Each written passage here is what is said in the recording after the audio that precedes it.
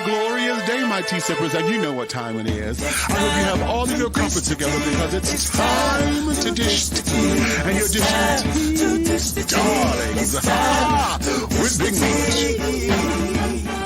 Can't wait. It's time to dish tea with Big Meat. It's time to dish tea with Big Meat. It's time to dish tea with Big Meat. It's time to dish tea with Big Meat. Darling. And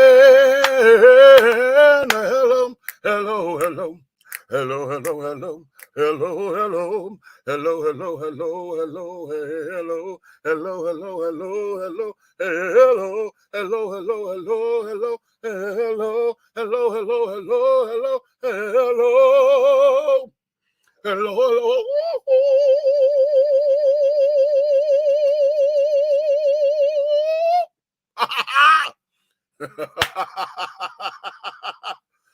Oh, goodness gracious. I was sitting up here drinking something just before my video popped up, but I drank it too fast, child. Ooh. And I'm trying not to burp and carry on. I was hoping I didn't crack the note. Lord, whatever. Okay, whatever. Hey, good morning, good evening, good afternoon. Hello. It's another glorious day, my tea sippers, and you know what time it is, my darling. So I know you have all of your crumpets together, darlings, because it's time to dish tea, and you are dishing tea, darlings, with Big Meat. What's up? Ooh, I told you I drank that too fast, right? Oh, now it's trying to give me problems, but we'll get through it. What's going on, people? What's going on? Welcome. Today, honey, happens to be March 25th, 2022. And y'all know we are winding down, and I got one more week left of birthday celebration or birthday season 2022, right? Let's see. Officially, next week, Saturday, will be April 2nd. So at midnight, April 3rd, that Sunday, honey, it'll be all over. And so what my whole celebration or whatever will be over for this year. And I've had time to reflect and get some things together. So it's really, really cute. For those of y'all who've been thanking me and carrying on, the Cash App is there if you still want to be benevolent. And things of that nature. If y'all want to send me some cute little gifts or whatever, please, the child, listen. On the real, they just went up $150 on my goddamn rent. So come next Friday, yeah, okay, I got to pay the new rent. So be that as it may. So yeah, that Cash App is delicious, honey. Okay. What's up? I got TC in the house. Hello. Woo-hoo! You like that, huh? Okay. Who we got? Hey, Eat Groove. You've been calling me, and I have been missing your calls. We got to talk, okay? Wait, what's going on? I've been eating chocolates a bit too much and just started seriously going to the gym. Girl, okay, the chocolate is the nightmare for a gym, honey. Ask me how I know. I used to sit down there at the gym and would be on the damn treadmill, honey, you know, because I had my music on, and I'm walking to the beat of my music and shit. Would have just burned off 500 calories and would be craving a damn Snickers. And one day I just happened to look at the back of the Snickers, and why that bitch sit up and say that it was 350 calories for that one Snicker bar, I said, well, bitch, you not losing weight. You maintaining. If I just burned 500 or 350 and finna put the 350 back on, then you not doing nothing but maintaining. Yeah, honey, I understand. What you say? $150. Wow, that's too damn much. Girl, they wanted $255. That was the compromise. Right. Okay. So look here. Just before we bring the guest in, because our guest is in the wings waiting, I made it a point to say today's date because y'all know I'm a music buff, and I want to play this tribute that we have because today would have been Aretha Franklin's 79th birthday. Okay. And y'all know I'm from Detroit and carrying on her. That is the Queen of Soul. So we want to just give tribute to her now.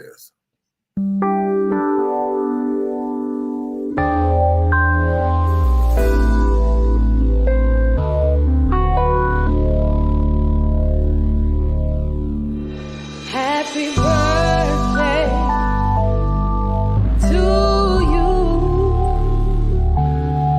Happy birthday to you. Happy birthday to you.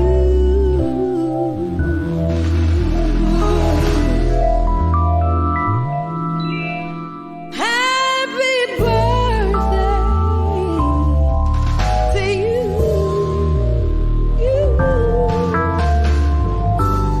To you. Giving up is not an option. Happy birthday.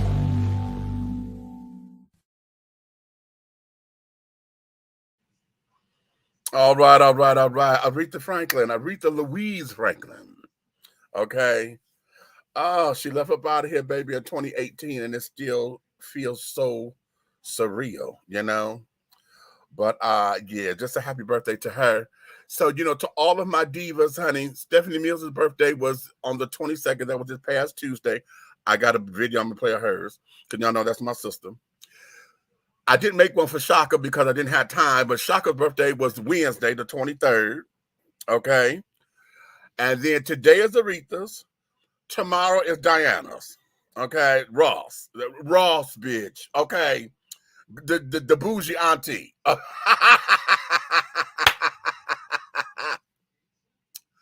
So yeah, there was that. But I wanted to pay tribute to Aretha. And yeah, so let's have a good time. Put your comments up in here and carrying on, and let's do this thing, okay? And let's do this thing now. Without any further ado, we're going to get into today's show. My co-host has been in here. You ready to come in? Okay. Oh, that's you. What's happening? What's happening? What's up? Chilling, man. All right. Well, we figured to do this thing because I'm going to bring in our guest. Our guest today. Wait a minute. Where? Somebody turn on the sound because I'm hearing myself echoing. You got an echo? Yeah. Hold on. Hold up. Let me get off of here.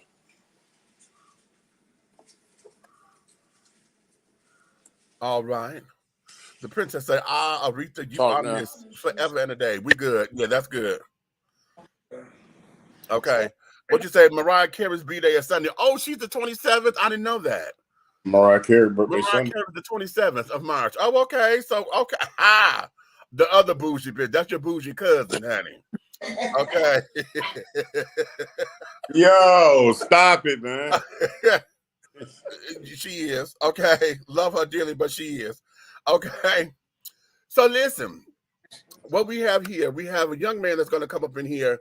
Darling, his inspiration to become a counselor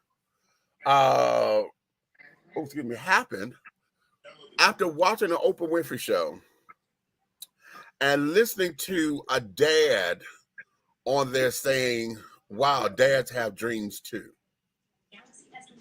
Okay. And just in how that resonates, because we oftentimes when we think of families and carrying on, we always hear from the woman's perspective, because the woman has always been the one, the wife has always put her life on hold to raise the kids and to push the husband and blah, blah, blah, blah, blah. And it always seems as though 25 years into the marriage, she always like, well, I had my dreams of this, but I'll put mine on hold. But we never hear about the father, on the sacrifices that the father makes, for certain dreams and carrying on. So that day, when he heard that was an inspiration for him to get some things together. And then watching his parents' marriage and carrying on. And after 25 years of marriage, his parents divorced.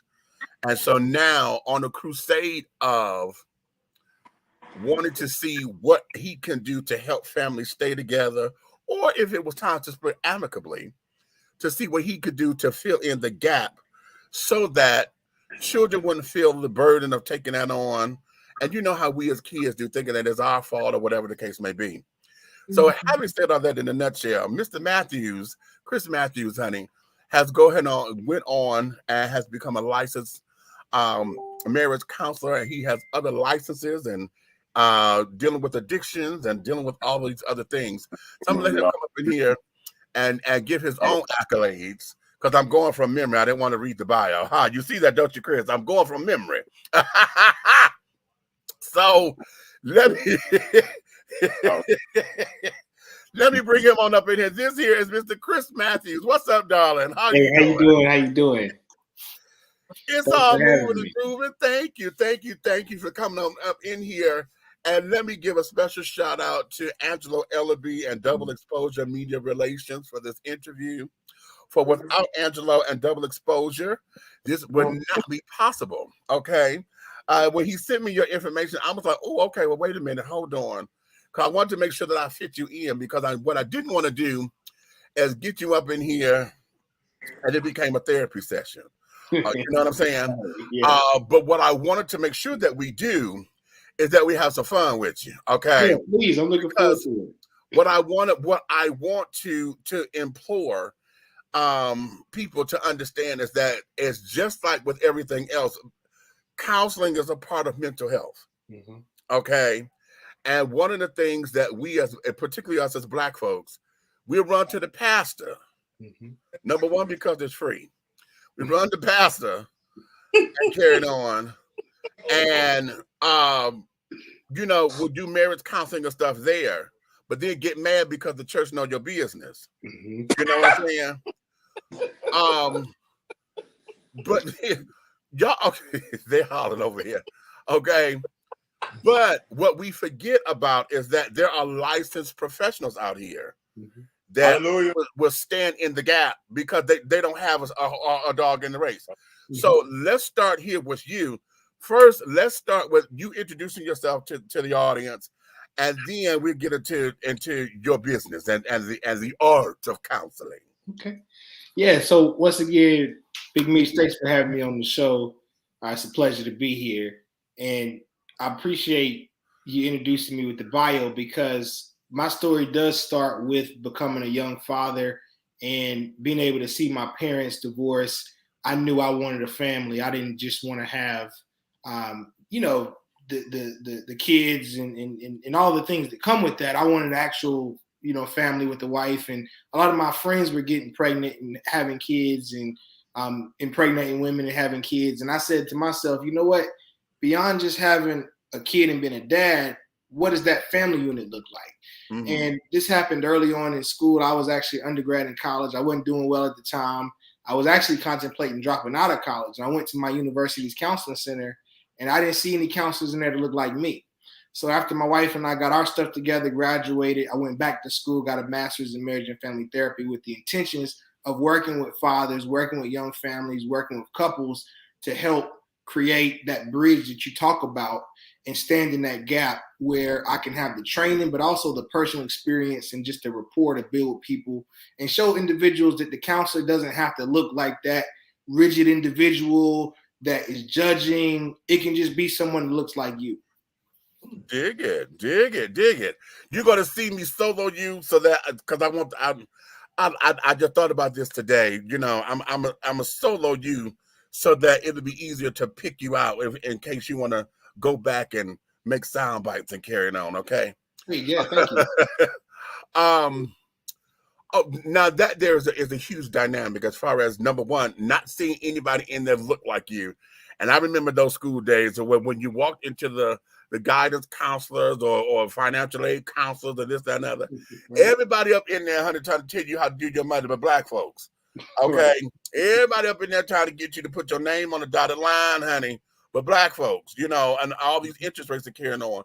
Or your guidance counselors, everybody trying to get in your business, and they didn't necessarily understand the plight of us as Blacks in this country, knowing our culture and our dynamics are carrying on. So that's very interesting. But let me go to your family dynamic, because you have something that many of us have. And then you're such a young man on top of it. And that there is coming from, Well, I'm gonna say that your home was broken because in your bio you say they stayed together because they had the kids. Right. But when they got to the point where we can't do this anymore, y'all were more so teenagers, grown or whatever. So maybe they figured, okay, it's time to do this because the kids can survive. But a lot of folks, I'm one of them. My parents divorced when I was 8. Okay, and it was finalized when I was 10. So having that, what is that for you coming into this craft and dealing with us who are dealing with so many broken pieces of divorce or abandonment because the children, if the divorce was early, the parents wasn't around, or now in this generation where it's 17 damn baby daddies, you know, and nobody knows who, because all we know is us as men. We sticking our chest out saying, yeah, I made all these babies. But, you know, we, like you said, we don't have a family dynamic. Right. So explain that from your perspective. Yeah. So one of the luxuries of becoming a marriage and family therapist or a mental health provider, I had to do my own work. So the program I went to school, you know, through, they required you do 15, 20 hours of therapy a year. So by the time you graduate, you got over, 45 hours of therapy you've done just for yourself. How about that? During that process, I was able to break down and unpackage my own family. My mother and father, they actually got divorced after 5 years initially of marriage. They'd had my brother and sister who are older than me. And then they got back together 7 years later to have me, the third child. Wow. And my father, he was very transparent. And let me not make it seem like just such a sad story. My parents were amazing. And my father, he is from South Florida, and he didn't know his dad. His dad had passed when he was just a couple years old, and he had 3 other siblings. And then my mother, she's the product of a pastor. So, my grandfather, her father is a renowned minister who's since deceased, Congressional Medal of Honor, World War II veteran. I call him the Black Forrest Gump. He got every accolade you can imagine, College Football Hall of Fame. I mean, just all these things. So you got the preacher's daughter, and then you got the South Florida thug that meet in college and have kids. So that dynamic didn't shift as I got older. My father was just highly intelligent. He didn't even finish high school, but because his SAT score was so high, and this was the 70s, he got a full ride to a HBCU because he was a math genius. And those dynamics played into my household because he never stopped being the thug from South Florida, even though he was articulate, educated, was an engineer, a mathematician, and my mother was a school teacher. But that played in the family. I recall coming home and mom would have my dad's bags outside in the driveway, threatening divorce or threatening break up. And my brother, my eldest brother, my sister, and even me, we would come, to my mom's aid and pick the pieces back up. And we were the glue that kept the parents together. So when my brother and sister went off to college, my brother went off to the war, he was in the military, my sister's in college, I had to hold that dynamic together by myself. And I know at the time it's not rational, but you think as the kid, it's your job to keep that family together. Right. That put a lot into where I am now, and being able to process that and do my own work. I know that, as a kid, you have that irrational mindset thinking it's your job. But luckily, I'm trained as a professional to walk clients now through that process of if they're going to stay together and work on that marriage or break up. So now it actually is my job in real life, and I have the training to make it my job. How about that? Now let's go here, because I'm loving that you're saying that, my training now, because I'm gonna consider the childhood stuff, the on-the-job training, and being in the trenches and all that the internship. Okay. Okay, and cutting your teeth. But here's where it is. Now that you have gotten the training, you've done your own inner work and your own introspection and carrying on. You were able to see the mistakes and carrying on, maybe that you've made, succumbed to, were not yours, that you were living out because you was carrying somebody else's burden. Taking all of that into a session with a client, okay? How do you keep yourself from becoming too personal with the client? Because I'm sure at times they're end up mirroring something that you've gone through or whatever. How does that work for you? Or is it possible? I know I can't. After so long, honey, I'm very emphatic and carrying on. And what will start off with being, okay, let's talk about this. I've been up with girl. Okay, now look here, girl. You know, we would get comfortable, you know, after so long, because now, you know, hell, I'm there with you. You know what I'm saying? So what is that dynamic for you? So to give you the clinical terms for what you're describing, that's countertransference and transference. And transference is usually when the client is projecting something onto the counselor, or countertransference is when the counselor is projecting something onto the client. And it usually attaches from our past or, you know, current situations. So in therapy, I'm managing it from an emotional perspective, but that's what allows me to connect with the client. So that empathy is not removed, but I'm managing it by it not being about me. Okay. Once the therapist makes it about them, then you're not practicing the craft the appropriate way. But the energy and the emotion is still present in the room. So if I'm working with a couple and they're describing a background or a similar situation I might have gone through, I'm connecting on that emotional level as I listen intently, and I'm processing and tracking and doing all the counseling, but I still keep myself present in that room. Mm-hmm. Therapists don't take the emotion away. That's actually what makes the therapy. Okay. Let me ask this. What's the difference between the therapist, the counselor, and the life coach? Okay. So therapists and counselors, that verbiage can be interchangeable. So in North Carolina, the state I'm in most states, you're required to have a master's degree in order to be a licensed mental health practitioner.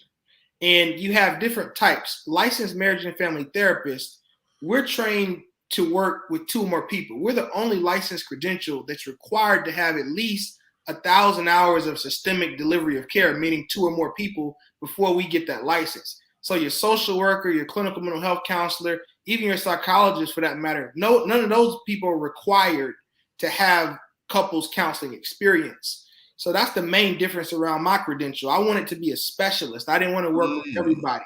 So a lot of times somebody might come to me with, you know, mental health disorders, and don't get me wrong, we're diagnosed, but we're able to treat and diagnose mental health disorders, but that's not my specialty. And even when a licensed marriage and family therapist works with an individual, we're still looking at the systemic view or the entire family system. So the major difference is really the education. Therapists and counselors, that's interchangeable. Now, life coaching is not regulated. So Meek, you can call yourself a life coach and no, it's not regulated. Like, you could go and literally have that title life coach because there's no regulatory body. And regulation is really about the public. When you think about a license, it's really to protect my clients, not me. It basically tells the client, I have a set of training I've completed, and every year I'm required to do continuing education credit. I'm also required to submit a background check or make any adjustments if I'm charged of a crime. So it basically protects the public, not me just walking around saying I have a license. Really? Yeah. So the major difference is the protection. Oh, now that's rich. Okay. Okay. All right, then let's go here. Already. Go ahead, Red. Go ahead, Red. You got a question? You know what I'm saying? I'm just saying you already a life coach in the way that you carry yourself in the media. I mean, there's a lot of people that come to you and you give some solid, evident advice.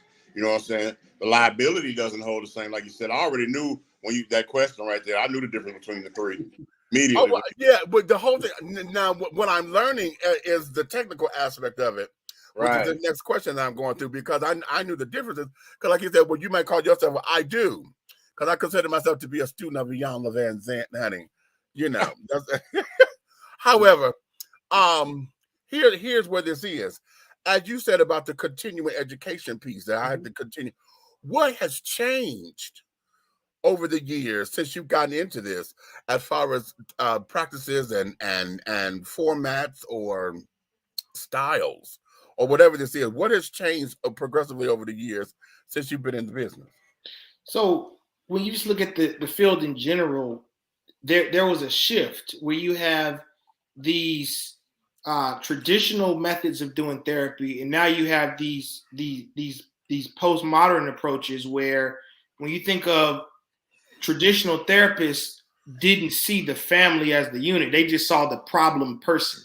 The big shift now is everybody's involved. If you work with an individual and then you put them right back in the same environment, you're not doing that much good because they're going to repeat the same patterns and behaviors and adapt to that environment. Mm-hmm. So now a lot of the work looks like systemic care. Let's not just treat the identifiable client or the person with the problem. Let's look at their family, their coworkers, their environment, their friends, the whole community. So that's the biggest shift. It's really a collaborative systemic viewpoint versus just singling out the one person with the problem.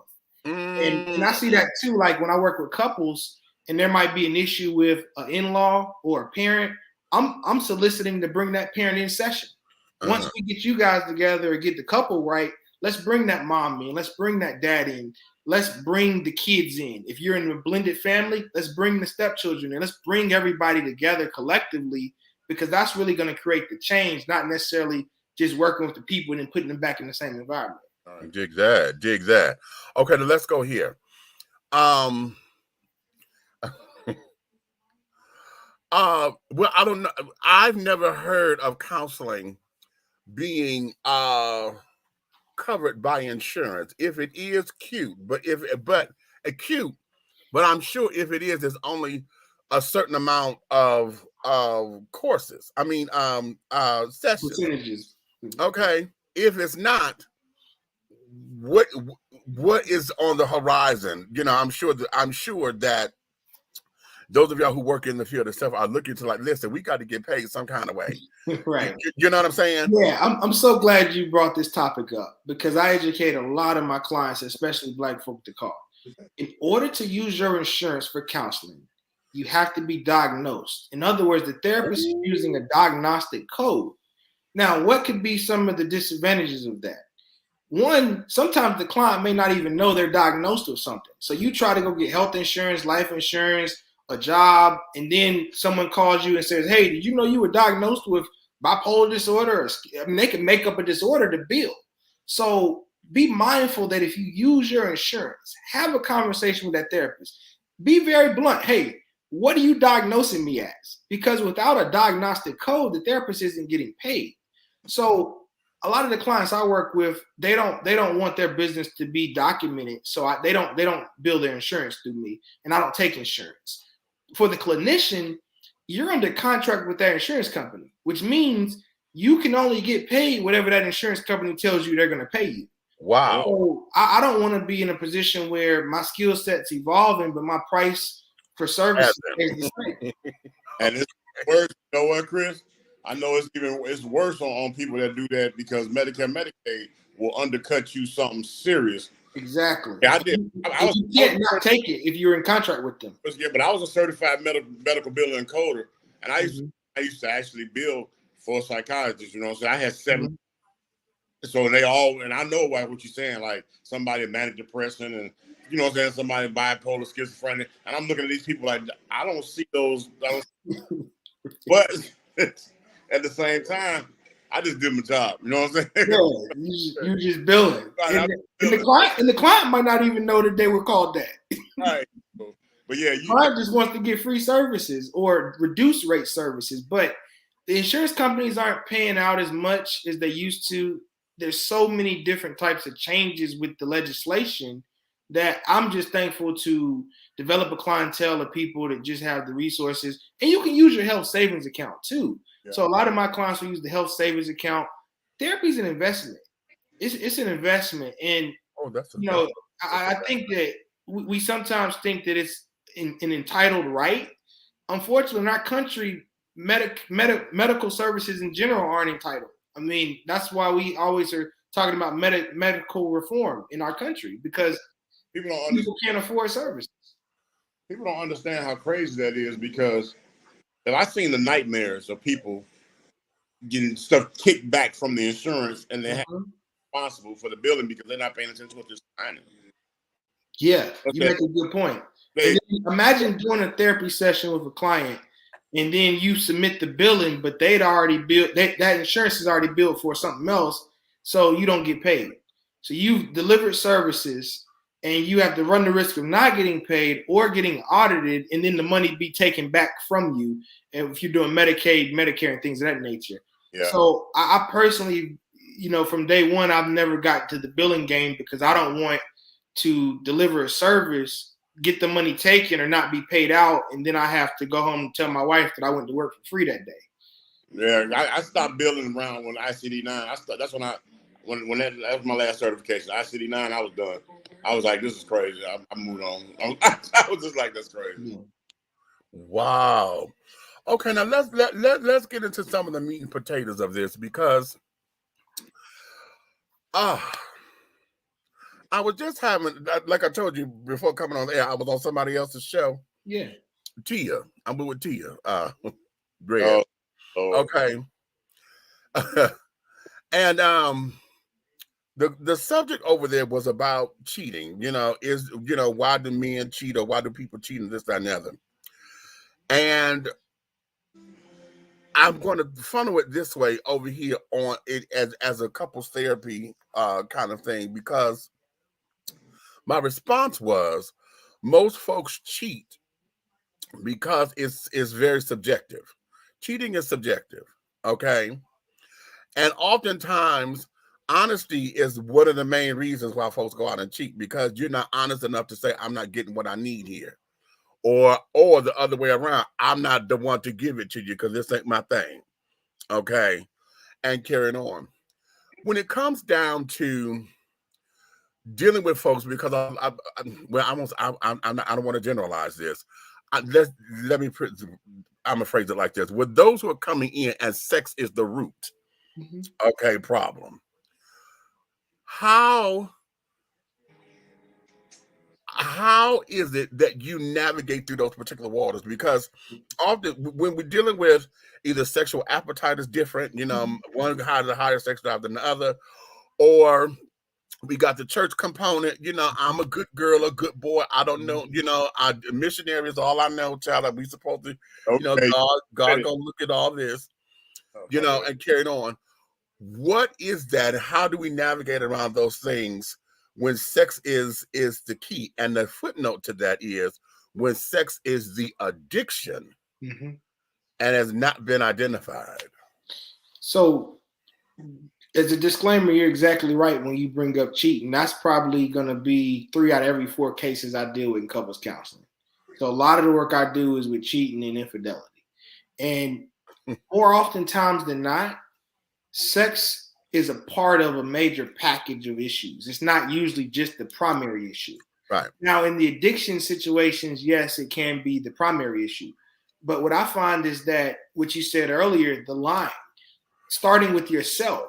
A lot of people get married for social pressures and reasons that you shouldn't get married for. So they're not really changing their behavior. They're just putting them on the down low.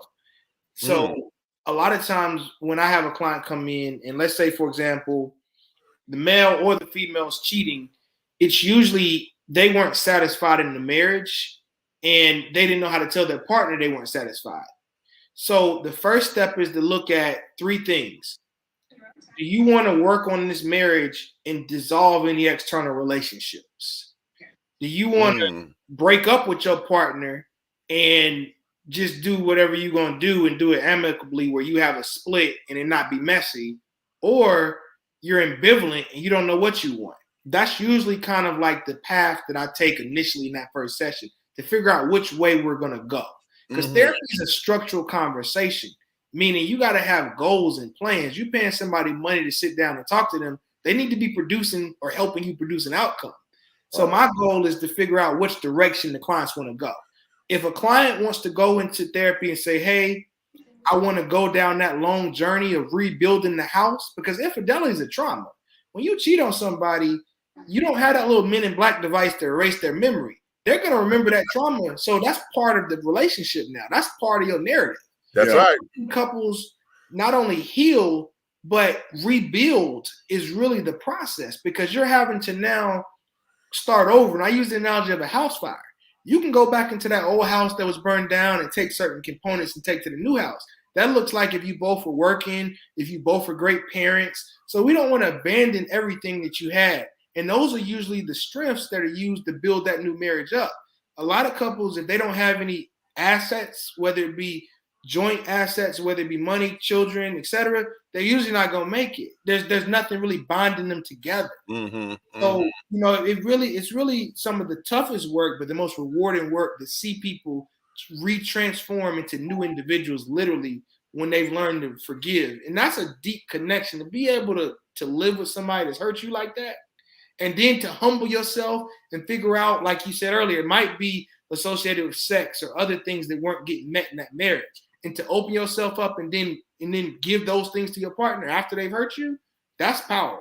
But Chris, let me ask you this: how many times have you had those situations, and a lot of times the marriage suffered from the bait and switch? It's like the beginning of it, it was steak and lobster. And the next thing you know, once she got you or he got you, you sit down to have dinner, and I was a bowl of ramen noodles at the table. Something's wrong. Okay, he wants steak and lobster. The steak and lobster is what got him to the table. Right. So I say, do you get a lot of people that that you can literally get them to see that? Like, yes, that is. I'm glad you mentioned that. That is huge, because that switch usually can be predicted based on when kids come into the picture, when they start spending time together, when there's been a loss of physical attraction. So there's usually something that creates that switch. Sometimes, not as often, it's just complacency.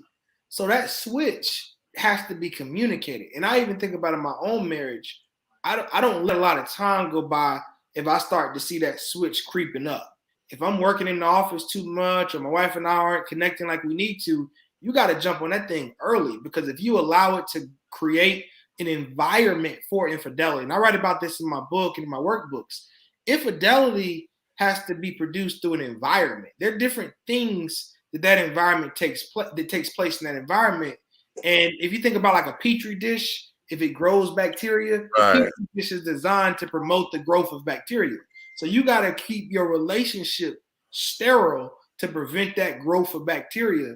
And the first thing is communication, being able to go to your partner and saying, hey, look, we getting Roman noodles, and I remember that lobster and steak. What's up? How do we get back to that?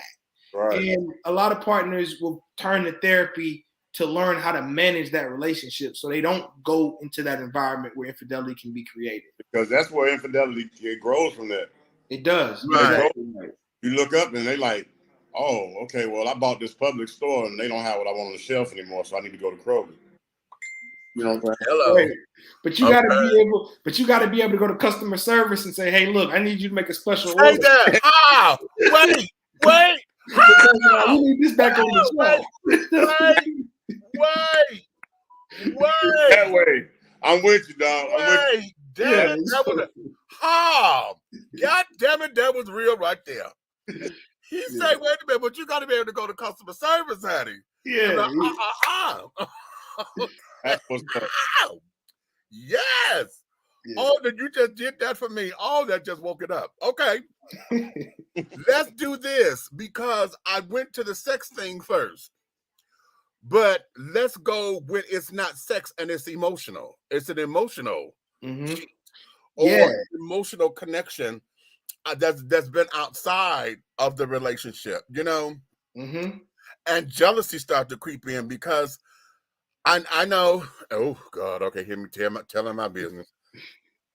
Okay, I know for me, I never thought that I was a jealous person until it presented itself.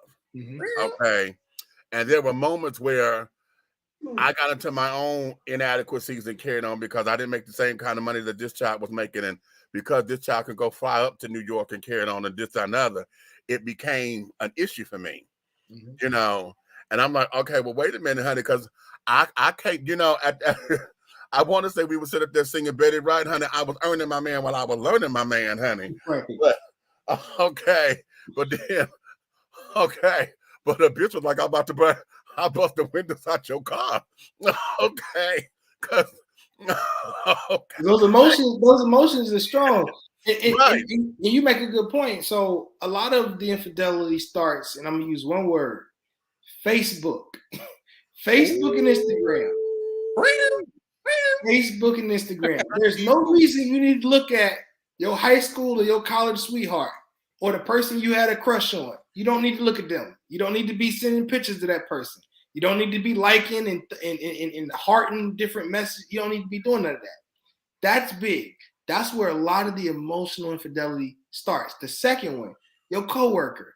If you got an attractive coworker and you get excited about going to lunch with them, you get excited about the water cooler talk, you get at that point, you got to pause and go, hold up, I'm getting excited about this. So a lot of the infidelity, even the church, I can't tell you how many people I get that fell in love with a church member or, unfortunately, a pastor, a deacon. So the emotional piece is huge. And a lot of times, and I tell, people this too, it's the same thing we said earlier, just like sex. If you're not getting that emotional connection, you got to call customer service. You got to go right back and say, hey, honey, hey, baby, hey, something. I need this. And we're not telling our partners what we need because that requires vulnerability. And vulnerability is risky because our partner may not either, one, know how to give it to us, or two, they may not want to give it to us. Oh, that want part. Now, let's stay right there. Let's stay right there because most of us, and I'm going to say this as Black folks, no, let me take that across the board, because anytime we hear I'm going to a counselor or a therapist and carrying on, a lot of us want to put the onus on the therapist to okay, you need to give me and fix this. Okay, you need to fix this because I don't know what, But when it comes down to learning how to accept that vulnerability or open it up, okay, without feeling like I'm hurt or I'm embarrassed, because a lot of that sex talk, comes to stuff that either you done seen in a porno or heard somebody talking, or you because you've had a past before you met your partner, right? You've done, and this partner ain't hip to all that. But I know, especially with women, men are a little bit more lenient with saying what it is that they want. Women, on the other hand, may not be as forthcoming because of the embarrassment or, that good girl image. I'm not supposed to talk like that or whatever. But if I tell you, like what Eddie Murphy said, I need you to grab me by the back of my motherfucking neck, nigga. Okay. If that's what it takes, right. How is it that we're able to navigate that? Or not we, listen at that, we.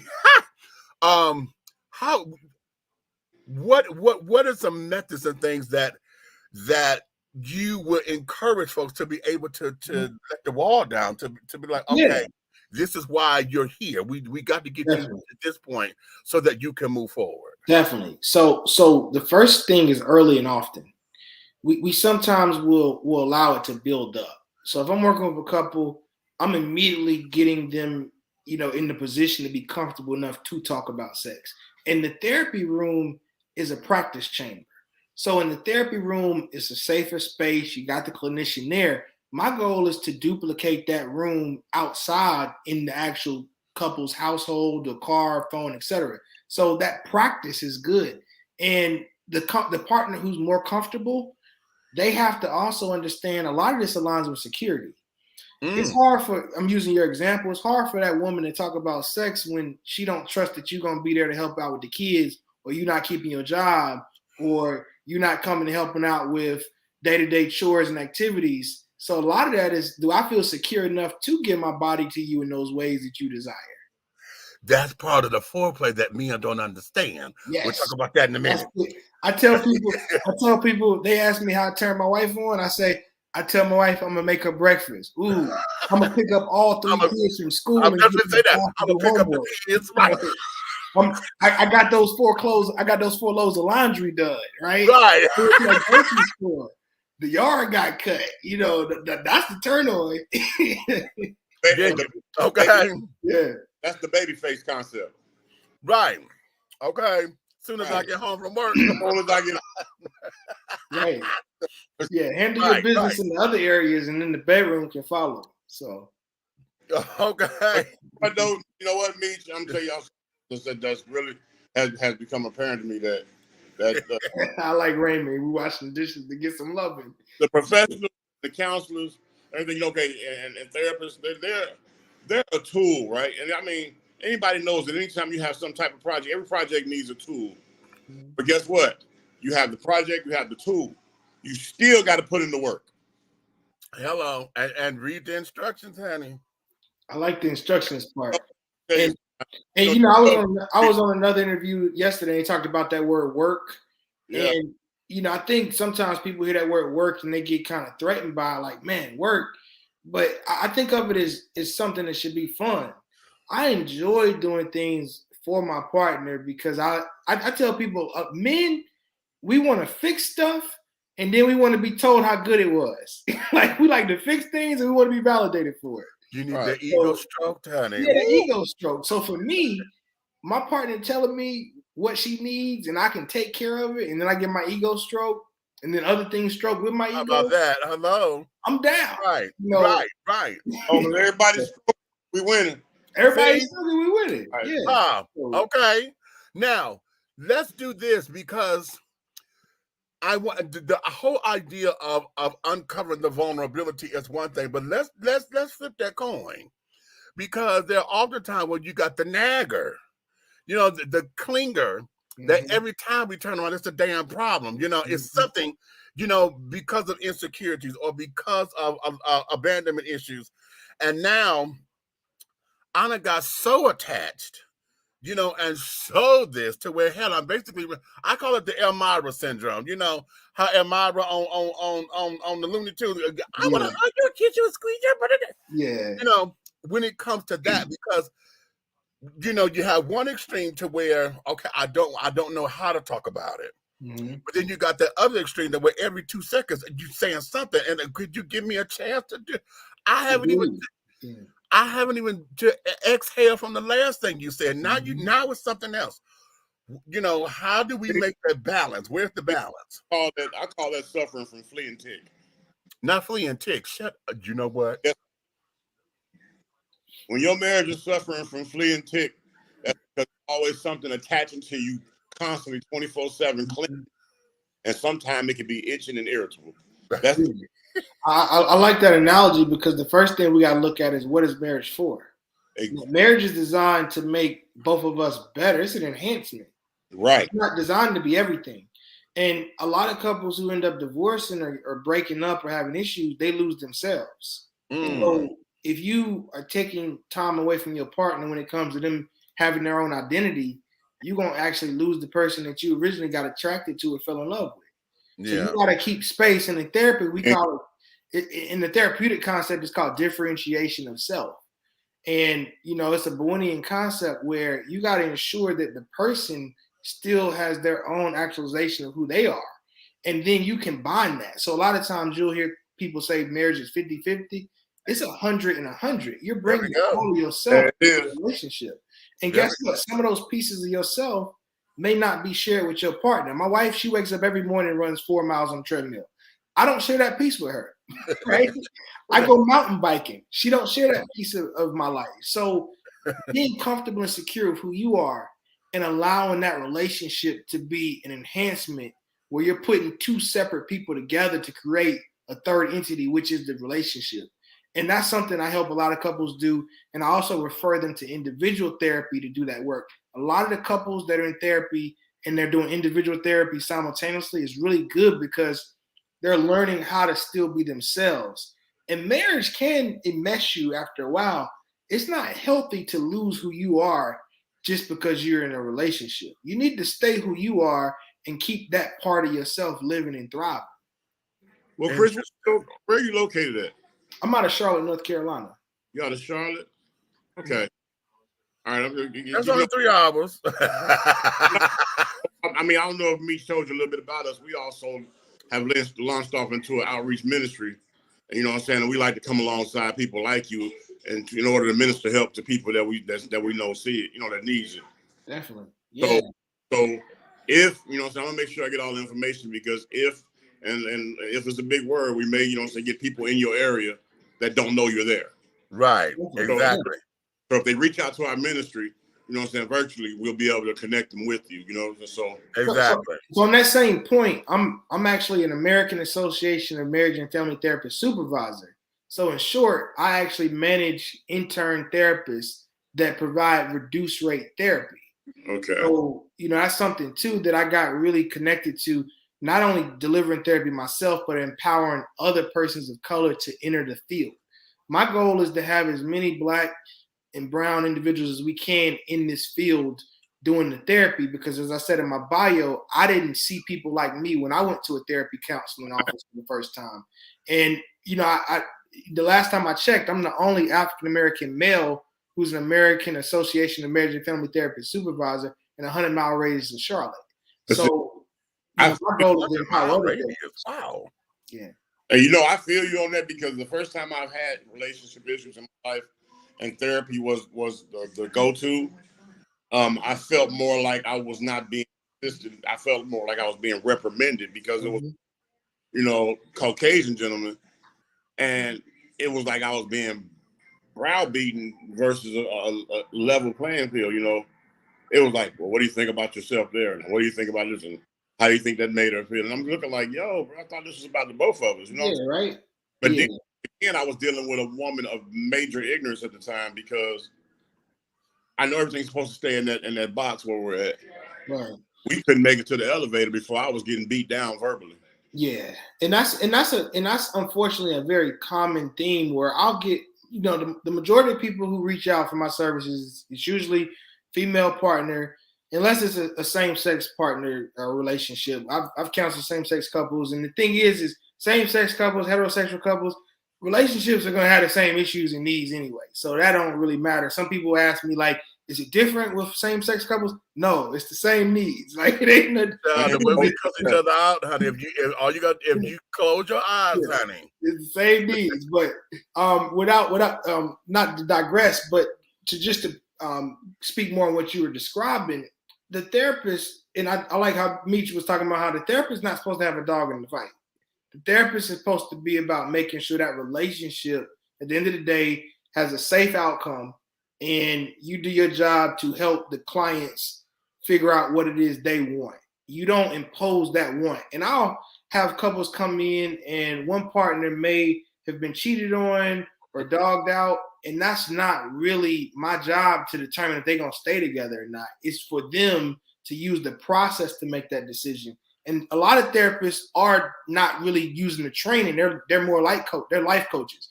If a therapist say, "Girl, you should leave him," or "Boy, you crazy for me," that's not therapy. You can get that from a friend. Like, what are you doing, right? You're not even supposed to be talking about that like that. Right, it needs to be more about what that person needs, because at the end of the day, the person gonna be with who they're gonna want to be with, regardless of what therapists say. So you gotta allow people to go through their own process. Right. Now let's go here, because I alluded to this earlier, and I made a joke out of it, but I want to bring it around, and that there is us as Black folks going to the pastor and the church versus a therapist. Okay. And in these particular things, we all come from the background of, we're gonna take it to Jesus and we're gonna pray on it. Mm-hmm. Okay. How is it that your business thrive with people of color in a world that most of us only thing we know is to take it to Jesus, and then get mad because we feel Jesus didn't answer our prayer? Because they went to the pastor on their first marriage and got divorced, and they coming to me on the second one. Oh, shut up. I'm serious, but let me be real. I know, but wait a minute. That was such a pie. That was such a pie. He said because they went to the pastor on the first marriage, got divorced, and came to me on the second one. I get a lot of second-time marriage couples, and the first time they came to get help, it was through and it's called pastoral care counseling. So if your pastor is a licensed clinician, that's one thing. But most pastors aren't licensed clinicians, so they do pastoral care. Now, what I found, and this is a trend that I really appreciate and I respect about the ministry, there are a lot of pastors who either, one, bringing on licensed therapists to work within the church, or two, they're making the referrals to licensed clinicians.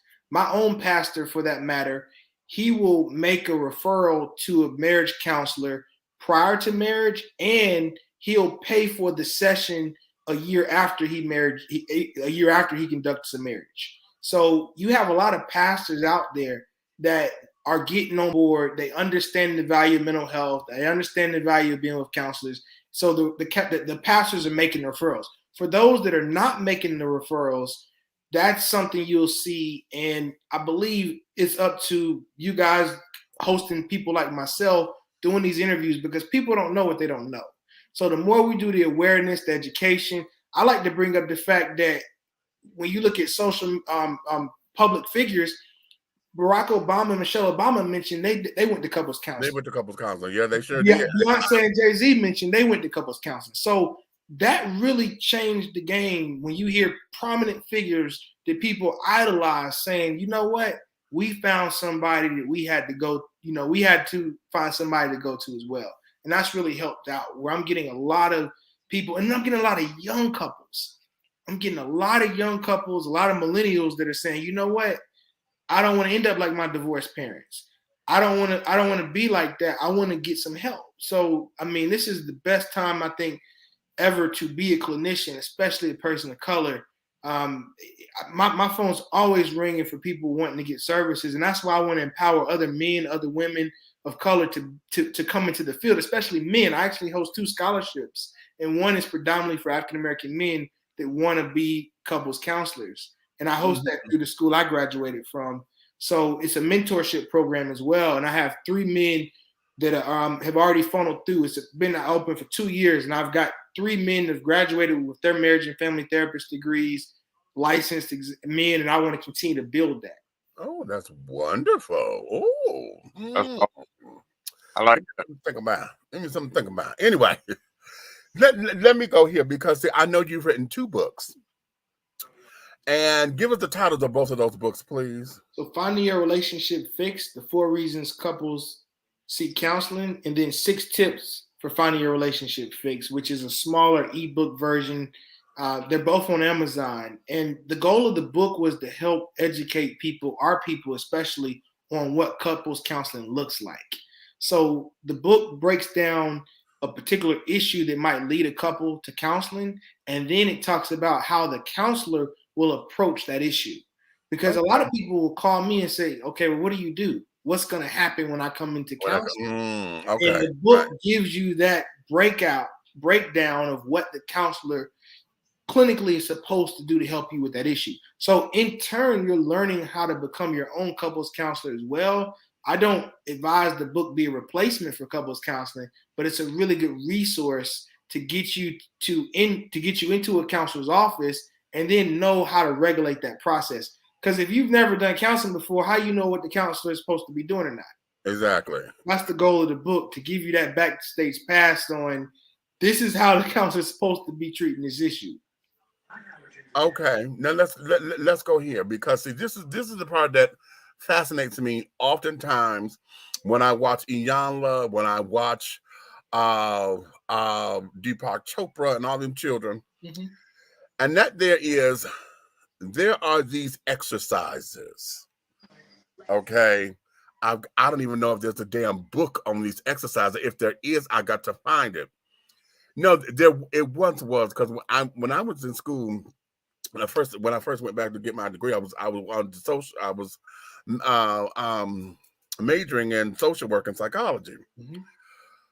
And it was this one book. It is out of print, but it was exercises that we did in there that was just absolutely phenomenal. What are some of your approaches to some of these exercises? Because we know some of the ones that we've learned off Oprah. The repeat and complete. That's the Iyanla. Repeat and complete. Okay. The whole role reversal thing, and we see that all the time. Okay. Mm-hmm. You be me and I be you, and I'm gonna say something as you, and then you say it, respond back like you did that whole thing. What are some of the tools that you put in this treasure box that that we can find? Is it only the specialty? Do you hold them hostage, so that you can have folks who come to you because that this is your skill set, or is this something that we can find in a book somewhere? Because Lord, I'm trying to get some of these skills, some of them tools. Yeah, so Big Red mentioned something earlier. I thought that was really good. He talked about how you have to have the appropriate tool for the appropriate issue. And then once you have the tool, you have to be willing to use the tool and do the work. So I agree that tools are great, in what we call them in therapy is interventions, right? The intervention. I would first ask, what is the objective of where you're trying to get to? And that's going to determine if you need to use that appropriate tool or not. And the tools that I use in therapy do align with what the client's coming in with. So if you give me a particular issue that the client's coming in with, then I'm going to be able to demonstrate a tool. We've been talking about infidelity. So let's go there for a second. One of the tools that I actually give couples, and I actually have this in one of my workbooks, let's start out in a dating relationship defining what is cheating and what is not cheating. So that could be an initial tool, making sure you know what the parameters are when you think about what is and what isn't cheating. Another, let's go into communication. Empathic listening. If you can't recite back what you heard that person say, you were more so thinking about what you were about to say than what they were saying. So I do a sender and receiver intervention or technique or tool in my couples counseling a lot of the times. Another tool I love to use is this, and we do this in our language. If you ask somebody what they want, their initial response is to start to tell you what they don't want. So if your partner said to you, Big Meech, hey, what's a good date night? And then if you said, what I don't want to do is go bowling, what I don't want to do, they're not telling you what they do want to do. Right. So I tell partners, focus on what it is you do want to do instead of telling someone what you don't want to do. And the list goes on. So just to kind of I gave you a couple of examples, but a well-trained clinician is going to be able to give you interventions based on the presenting issue or problem, because at the end of the day, we want the cycle in the system to change, and then the symptoms will follow. Cycles and systems create new symptoms. Okay. Let's put a pause right here. I'm going to ask you a question, and I don't want you to answer yet. I'm going to take a little commercial break, and then we're going to come back, and I'm going to let you go because I know you got a wife and 3 children and things. Okay. And I don't want to take up too much of your time because this is not paid. I ain't got insurance. I ain't got no billing code. I'm gonna send you one. I'm gonna break out my software. Okay. Here's where this is, and you said that you counsel same gender loving people. I have to go here and talk to my children, talk on behalf of my children. And the question becomes, in dealing with counseling, and I'm going same gender loving specifically, how much is it in this? Is it counseling versus having to repair? Because a lot of times, I know gay men are a lot of times, I don't like to say broken, because I say we're not broken, we're just puzzle pieces and the pieces are just not together. But, we're rattled, and oftentimes it takes a minute before we get to the problem, because it's kind of like when you get somebody who's inarticulate, and I love using the church references. It's like when you go to church and it's testimony service, but you got this one child that want to sit up there and give a sermon before they get to the testimony. I know you're talking about. Yeah. And in counseling sessions, that happens a lot because we take the mulberry bush, way to get before we start to deal with the root, because now you sitting up here talking about the damn trees being green and all that jazz. Yeah. So what is it in dealing with same gender loving people that I know we say it's problems of relationships, but in dealing with men, particularly 2 men, because I think it's different with 2 women. What is that for you? Think about that. Let me go to a commercial break, and then we'll get the answer on the flip side of all this. We'll be right back, y'all. We are here to follow the instructions.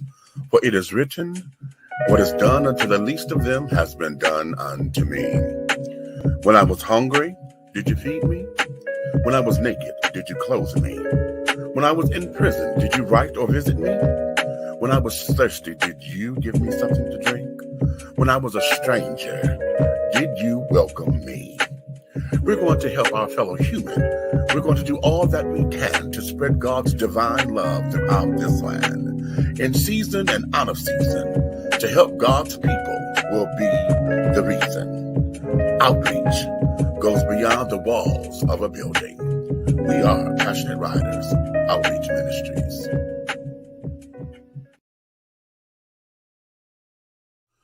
Angelo Ellerby, the Henry Higgins of hip-hop, is the founder, president, and CEO of Double Exposure Media Relations.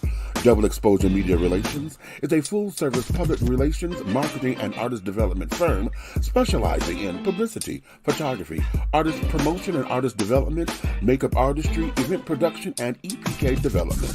Celebrating over 45 years in the industry, Angelo believes that a culture that does not take care of nor respect its artists is a culture that leaves nothing behind to appreciate. Let Angelo help you make dollars and cents of the entertainment industry.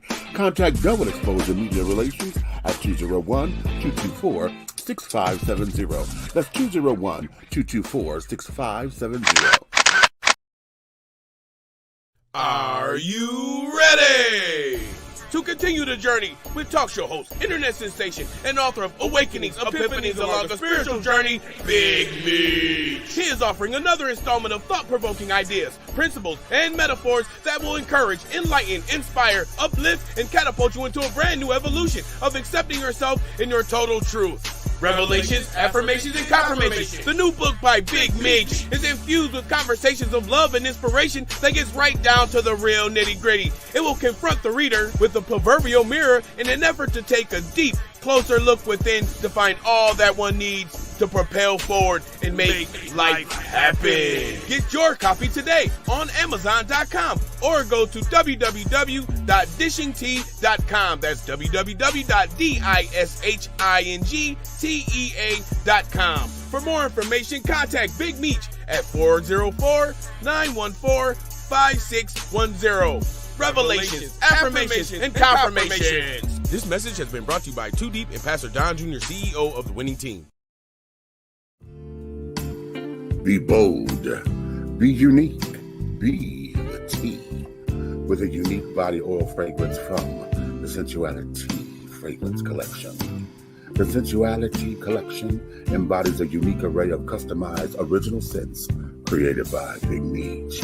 Indulge yourself in such fragrances as eye candy, foreplay, anticipation, shower fresh, naked beauty, or pay homage to the motherland and choose an oil from our exclusive Wakanda collection.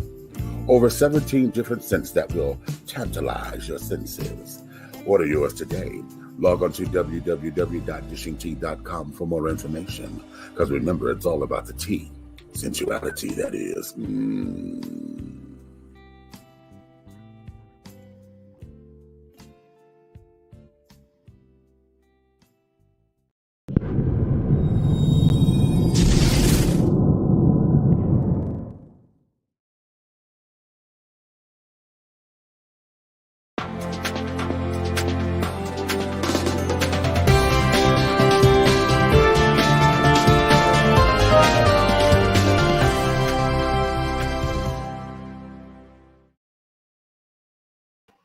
And we are back. Hello, darling. If you're just tuning in, we are sitting up here having a wonderful conversation with licensed marriage and family therapist. This is the one and only Mr. Chris Matthews, darling. And then when we went to break, I was asking about the whole thing with dealing with same-gender loving couples, particularly two men. And how is it that you're able to get to the root? You got to dig up and just dig up and get to the root, because oftentimes you find that they came in just shaken and shook, or in some cases just broken, and don't know how to get to what the cause of the problem is. Everything else, but can't get to this. Yeah. So when working with same-sex couples, two men, as you asked, it's really similar to heterosexual couples in the sense that I'm searching or helping them find the emotion. A lot of the conflict or the issues that two couples or two partners are having is usually identified with a feeling. And that feeling may have came about in some moment that was forgotten or wasn't highlighted. And we call those attachment wounds. To give you a better example, imagine if you're with your partner and there was an event and your partner said or did something that was disrespectful or aggravated you or that was hurtful, and you address your partner, but your partner dismisses or brushes you off, and that little seed of anger or disrespect or that negative emotion takes root and starts to grow and fester into resentment. When I do the work, I find that when we can go back and identify when that attachment wound occurred, when we can find that moment when the split happened, and we can fill that in, and the partner who created the pain or hurt can acknowledge and understand what it meant, that's when the healing can take place. Okay, now you hit something, and as you were talking, this is what came to mind. And I know you say it is not my job to tell you if you're going to stay in this relationship or not. That's your decision, and I'm just here to help facilitate to get to the root of what y'all say is your problem, so that we can try to heal. Mm-hmm. But this is what I just heard. Damn, you always doing all that. It ain't nothing. Shit, okay, so I said that. Okay, so you say I hurt your feelings. Okay, I'm sorry. But shit, you keep going on with this shit like it's something. Mm-hmm. You know? The Mm-hmm. fuck is this? Why do we have to keep revisiting this? Mm-hmm. I thought this was done. Yeah, that's normal. And I'm going to share something with you. That's when the person goes to therapy, because there's an agitation I'm hearing. At that point, it's frustration. What is going on? So the therapist can really be a translator. Once that person identifies how they hurt the individual, then that person goes, oh shit, oh, okay, that's what it was. Okay. That aha moment is what good therapy can produce. Now, this is something else that can happen in that moment. The person that's hurting might say, you know what, because it took your ass so long to get there, I'm done. Right. Or the person might never get there, unfortunately. So the process of therapy is identified, you know what, you just won't ever get it, which means you won't ever get me. Okay, good. Meech, do you remember this? This came up in a subject, in a conversation we talked about when it came to relationships. The person that's wrong, that doesn't want to admit to their wrongs. Right. And then when they decide to admit they're wrong, trying to call themselves self-healing the relationship, and they go, okay, I'm sorry, Dag, but right. They're defensive, right? We call it defensive, right?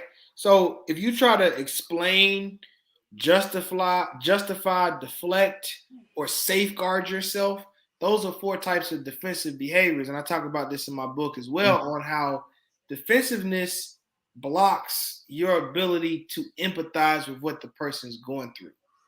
A lot of times people say, I'm sorry. It's not saying I'm sorry. It's understanding your partner's pain. When you can truly understand how you hurt that person, when you can process and comprehend the level of hurt, that's when the I'm sorry can really take root. So the person that's hurt is searching and not believing. Infidelity cases, I've seen, and I don't ever recommend this, I've seen a person cheat, and then, they get cheated on, and then they go cheat just for the person that initially cheated to understand the pain. Yeah. And that's not the right approach to take. That's not the right approach to take. But the concept is, until I know you truly understand my pain, I can't forgive you, because I don't know and believe that you understand what I really went through, which means you'll do it again. But Chris, there's a poison. That's a dangerous poison, because and I'm gonna be honest, I'm one of the people. I'm gonna put my business out there, like me say. I'm one of the people that had a marriage dissolved because of that.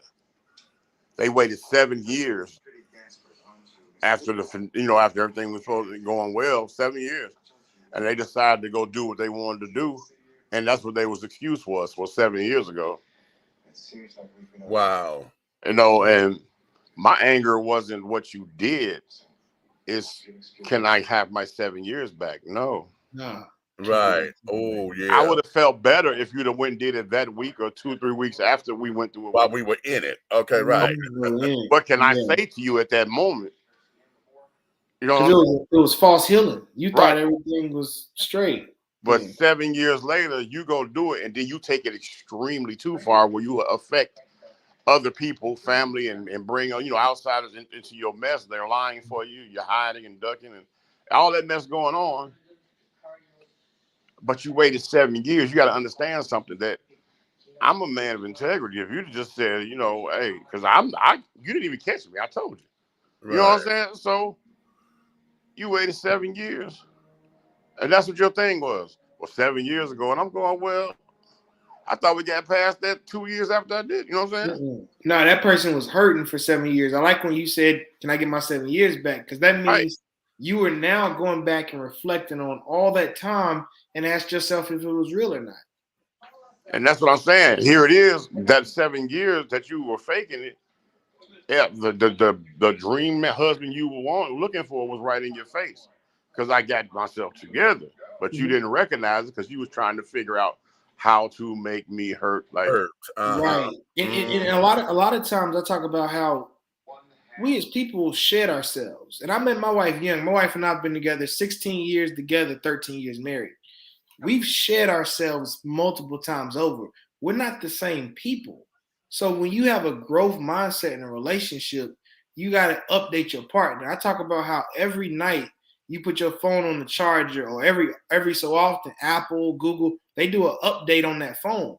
You got to update that relationship constantly. So what happened was your partner was on an old software. They were on an old system, and you had multiple updates, and they were still in the same space. Yeah.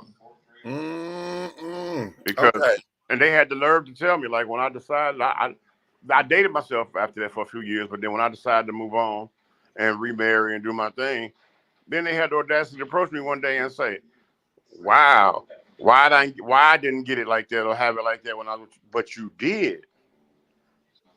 You were there for me to learn from my own mistakes, and everything after the mistake, the person that I am with this person is who I was. You didn't know what you had because you were too busy worried about the mistake. Right. Interesting. No, yeah, okay. That hurt. That resentment. Let's go here. I'm gonna give you a couple more questions. The first one is, did he say a couple more? Huh? Did you say a couple more? Couple more. Okay. Uncovering love versus obsession in these particular relationships, because we always hear, in counseling. No, wait a minute. We teach this, that you need to be in love with somebody who loves you a little bit more than you love them. Okay. Or the whole idea of, again, going back to addiction, because you have folks who are they're no longer in love with the person, they're obsessed with the person. Because they are addicted to love, or they're addicted to relationships. I didn't even know that was such a thing until I went to a 12-step program for sexual compulsives and sexual addicts anonymous, and I went to a big one, adult children of alcoholics. And in that, this girl talked about she was addicted to love and addicted to, what was it? Codependency. Yeah, that's a big one. And I was like, that is real? My God. Yeah, codependency is real. And I was like, I didn't realize there was a 12-step for it, honey. I didn't know that. Yeah. And so now in situations like this, as a therapist coming in and you start to uncover this, what becomes that dynamic? Because now, does that come to, okay, let me refer you out because that's above my pay grade? How do you deal with and handle all that? So the discovery is the therapy. A lot of times people miss that, right? Therapy is multifaceted. You obtaining that discovery is what you're paying for, right? And so like a lot of people just want to go to therapy. I need tools. Well, discovery is a tool in itself too. So when that discovery takes place, there are moments where I may refer the client to do individual therapy, because we got to remember, couples counseling isn't designed to treat two separate people. It's designed to treat the shared space of two people. Right, the relationship. So you need to work more on you and not the space you share with that partner. Then couples counseling is not fit for that. You then need to do your individual work. So that does occur where there will be these discoveries that happen, and a person realizes that they need to do their own independent work. Wow. Okay. And my final question to you, so I can get you back to your family. The therapist, honey. Okay. Yeah. What do you do? Because it's just like, who's the doctor's doctor? Mm-hmm. Everybody, we're all human. And because you're trained in this, you may know the signs or whatever, but that doesn't necessarily mean, honey, that you may be a good client or a good patient or whatever. So how does that work in you personally? Now that you understand what the profession is and this, that, and other, how do you navigate that so that you can make sure that your home is together? Yeah, so I've done a lot of therapy on myself. Some of it was mandatory. Being in a marriage and family therapist program, we had to do 15 to anywhere from 15 to 30 hours a year. And when I went through that process personally, the way I managed it was to first and foremost make sure I found a therapist that got to know me and didn't assume who I was. Slowing down and taking time to get to know me, because once I realized that they trusted who I was, meaning they got to understand why I do what I do and why I say what I say, it allowed me to be vulnerable and open up. So the couples therapist has to be highly trained, because I can read through BS. Like, I know if you're just tracking and you hadn't prepared to be in the session with me. So when I've worked with other therapists, I take pride in knowing that the language, the vocabulary might be understood because they're in the same field. But at the end of the day, they make the greatest strides when they just focus on being the client and not the therapist in the room. So when I'm in when I'm in a therapist session or a therapy session with a therapist, I'm not Chris the therapist. I'm just Chris. I'm Chris the client. Okay. And I allow myself to be vulnerable and let down my guard, and I trust my therapist. But the therapist had to gain my trust by getting to know me and establishing that alliance. And that's going to be the same way for anybody I counsel or who goes to counseling. The therapist has to slow down and work on that alliance every single session. All right. Well, listen, I want you to take this time and run yourself a commercial, honey. Tell us where to find you, where to find your books. Everything about you this is your moment. I'm a solo you. Wait a minute. Come on. Okay. Have at it, baby. So if you're looking to reach out for any services that I offer, my private website or public website is chrisamatthews.com. Relationshipcounselingtools.com is also my company website, and you can reach me on LinkedIn, Chris Matthews, Facebook, Chris A. Matthews. You can also find me at Relationship Counseling Tools, and on Instagram, Relationship Counseling Tools. All right. Well, listen. What you say, Red? You muted. I said we're gonna go alongside him. We got him. Okay. Okay. Yeah, I enjoyed being on your show, and I appreciate it. I'm humbled to have the opportunity to speak. I mean, my goal is to really present messages of love and encouragement and show people that you can have a healthy relationship. My wife and I were what we call relationship underdogs. The advice we got from family was, I don't think y'all gonna make it. So, I've been in 16 years later, we get to prove all them wrong. And, some of those people done got divorced. Most of them they're not even together no more. Well, how about that? It's really good to be in this field. And I think it's a calling to do this kind of work. Yeah. I love what I do. It's humbling too. I mean, I've become a better husband every therapy session. Mm-hmm. I come home and my wife will say to me, like, you had a tough one? Like, come here, I love you. So it's been a pleasure. I love talking about this type of stuff. I can talk about relationships all day, so thank you. Hey, Chris, they tried to destroy this one too. It wasn't gonna work. Hey, you still there? Okay. Love it. Well, thank you, Mr. Chris Matthews, for all that you did. This has been a wonderful learning session for us, and we appreciate your time.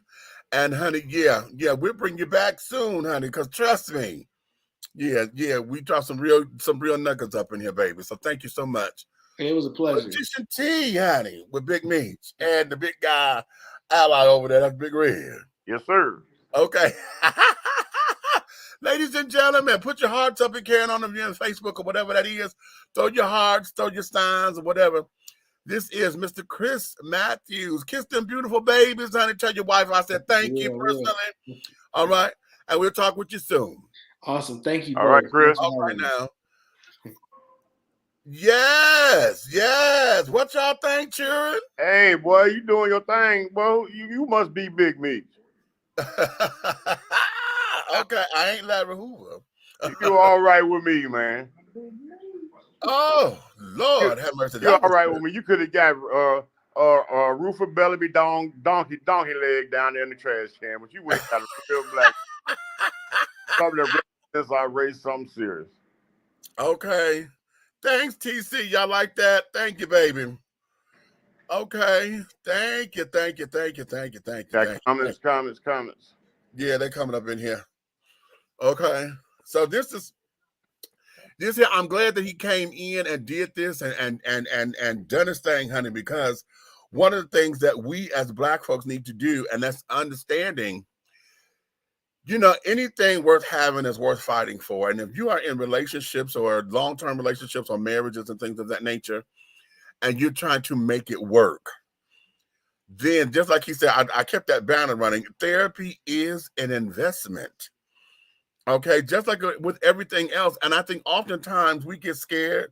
I know for me, going to therapy is not a thing for me. I've been to therapists before.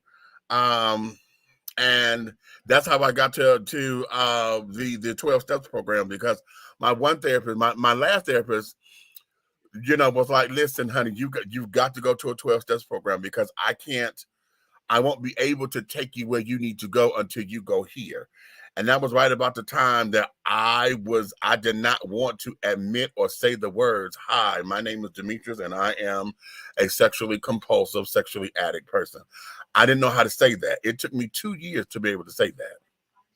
2 years. And the first time that I said it to my mother. Okay. So yeah, and that was real big. That was a real big thing. So when we talk about therapy and we talk about being able to get this right, if you go to the doctor for everything else, why won't we go see a mental doctor to get this right? Because we know everything. Oh, say that. What you say? We know everything. We know every goddamn thing, huh? Let me tell you. Let me say. King the queen, king the king, queen the queen. We know everything. Okay. I'm telling you what it is. Right. Oh, I got this. Oh, she gonna be all right. Just rinse around and roll off. Right. You know what I'm saying? Yeah, right. You're right. And sad, that's what we say. And that ain't no bullshit. We say that's exactly what we. They'll be all right. She'll get over it. I'm gonna send her some flowers. Right. She'll cry for a minute, but give her a couple of days. She'll be all right. Phrase. One more quaalude, she love me again. Don't worry. Right. Right. You know what I'm saying? But we're not gonna do Nino. Cancel this by body. Okay. I'm not gonna do that. But what happens is what?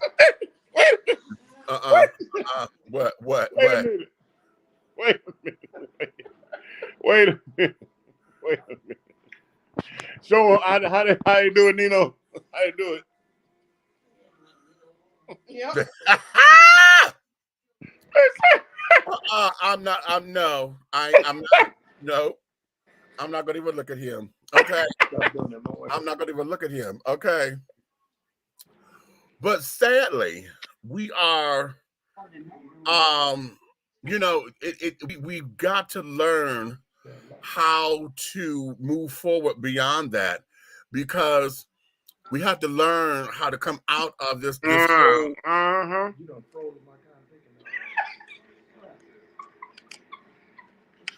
You want nasty ass. Okay, wait a minute. Okay, you want to play? You want to play? Oh, you want to fucking play? Okay, wait a minute. Okay, I'm gonna shut this shit down. Hold on.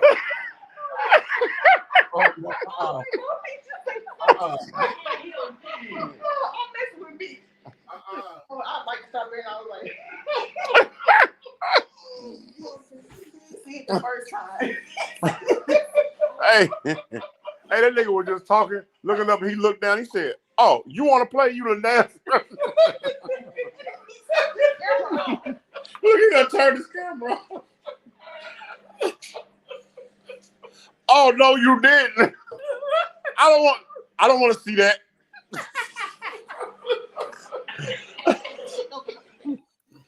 My eyes are spraying.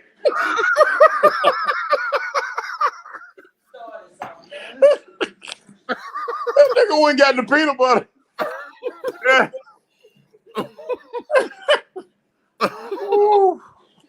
I'm sorry, y'all go back. Oh my God.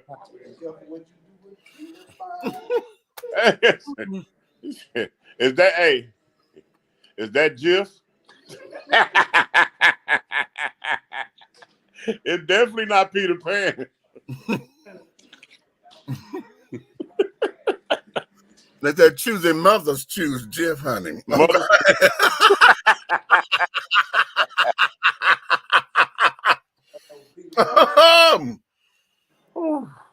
Oh yeah. Okay.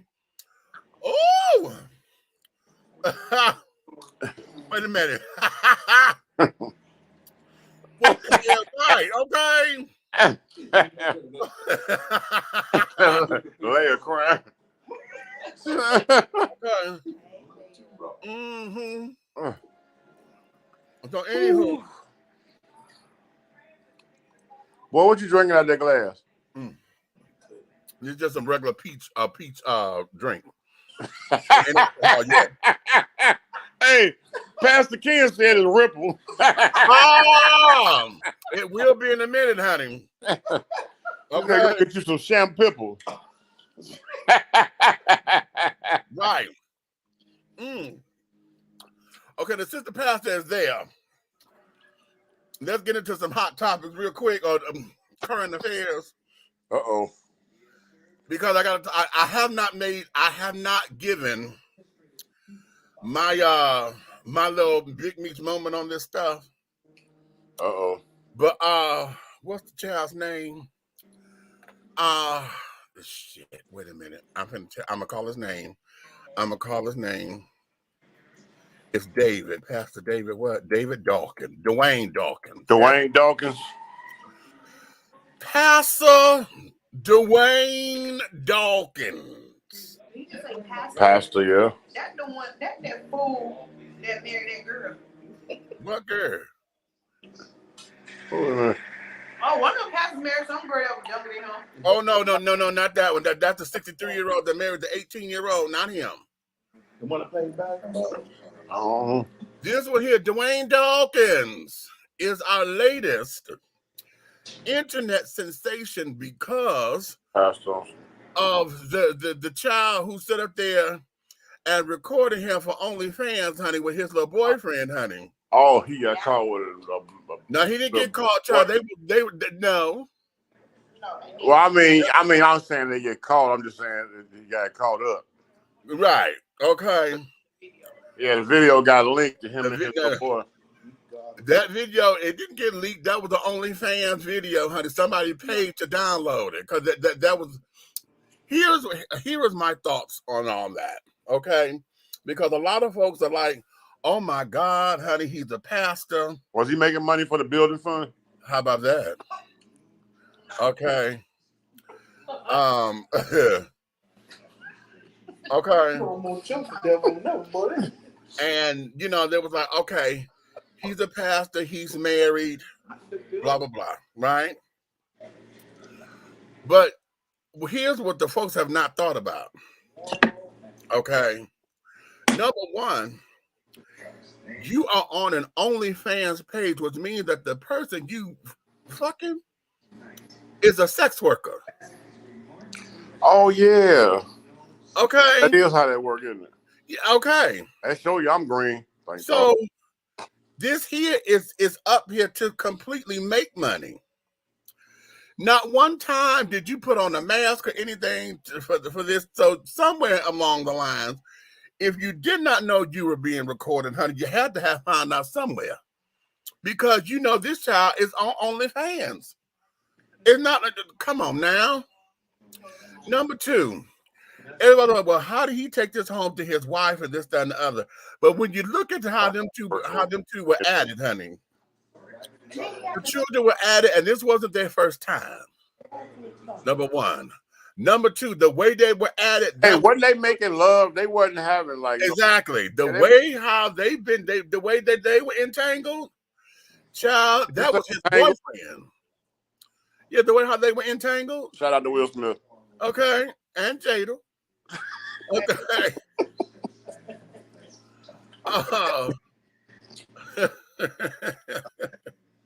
Okay, and Laverne Cox too, honey. Okay. But the way how they session went, honey, them children, honey, they were boyfriends. That was that. Okay, they were boyfriends and carrying on. So this was a relationship. Mary. I told you she was. Oh, that's the next verses. Mary and BB and CC. Huh? That's the next verses. Mary versus BB and CC Winans. Erica. Erica is here. Oh yeah, I knew that. Yeah. Naomi saw Erica. Oh, okay. Walked past her. Oh, there she walked past. You know, walk past her. I told her when she see you, don't say nothing to you. Story. Boy, bye. So, and I told Erica, don't say nothing to you. The whole thing. I ain't not gonna do it. Everybody wanted to get all up in the uproar, and you know, folks want to leave his church or whatever the case may be. But my whole thing is, at this particular stage of the game, why is it that we acting like this is so brand new? Or why is it that we act like this is a shock? Why is it that we acting like this wasn't supposed to happen? One of the things that I get tired of with a lot of churches is everybody going, oops. Yeah. Yeah. You know what? I'm glad. You know what? I'm glad you said that first. Yeah. Because I get sick, not only of people in the cloth, I get sick of politicians. All of it. Yeah. I get sick of celebrities on the high end. Always talking about, oops, my bad. No, you didn't say oops when Brother Man slid up in you. Right. You know what I'm saying? You didn't say oops when your doggone was playing the sax and you don't even have albums out with saxophone on. Don't even do that. Don't do that. Wasn't no oops. Don't do that. You know, when you got there where you was headed and that video camera was on, you were on a mission. You ordered that doggone baloney roller coaster and you went to ride it. I don't want to hear that. They were blowing the horn, honey. I don't be wanting to hear that. Oh, I'm a victim. No. Here, see, the reason why I have no sympathy for this shit, I have no sympathy. What? Somebody said Damon gonna toss that salad. But go ahead. He come see you, come see me. He gonna come see you. Well, it's vegan, honey. It's like he said he's vegan.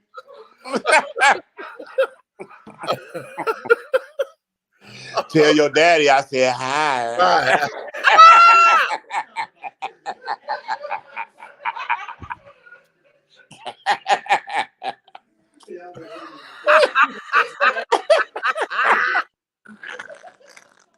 Okay, let's all right. Get on. But my thing is this. I'm tired of the oops. I'm tired of the oops factor. I'm tired of us as people thinking that folks are not supposed to be sexual. I'm tired of us getting into places to where, especially now that we are post-lockdown, okay? Yeah. Because during the lockdown, honey, when we couldn't touch nobody, everybody did something on. If you were living in the house, everybody has done something, where they were sending messages or doing videotapes, or you was on the Zoom or whatever, doing your damn little do-wah-diddy. Hell, the dancers, the strippers were sitting up there. They had their damn Zoom on, and they was up there making the clap on the Zoom, and folks were sending money to their cash apps. Bruh, I know a girl who made $750,000 in 2020 in that year alone with OnlyFans. And Yeah. them folks asked her, was she coming back to work? She said, who? Right. And she was a school teacher. How about that? Okay. So because of that, we as a country, as a world, but more so this particular country, we're so obsessed with sex over here. And you know, even me, I have to get out of my own way at times because you know I'm still prejudiced about certain types of sex work. You know, and when I see it and carry it on, I'm like, damn, I don't even know how you could do that. But I'm the bitch watching it. Hello. I'm gonna sit up there, I would go hunt it down and this, that, and the other to watch it, but I'm gonna complain that you're doing it. Now, how hypocritical is that?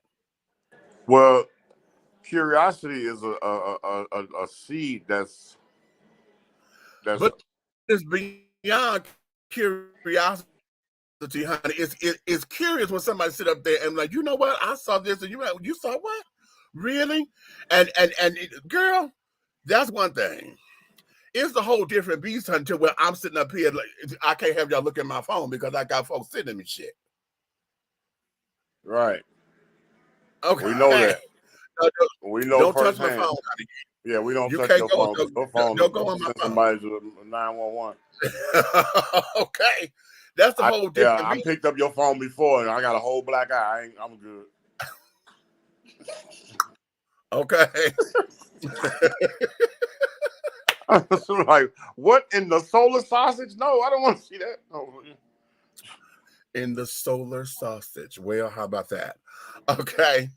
So you know, I'm tired of this holier than thou attitude that a lot of folks have. I'm tired of folks sitting up there acting as if a lot of these pastors and carrying on. You know, a lot of them, we put them on pedestals and we sit up there and make them deities. We forget that they are human. And then what ends up happening is that when somebody calls them out, what I can't stand is when a bitch sit up there and say, well, you know, he is a man. Don't you tell me that bullshit because now you're trying to stick up for him.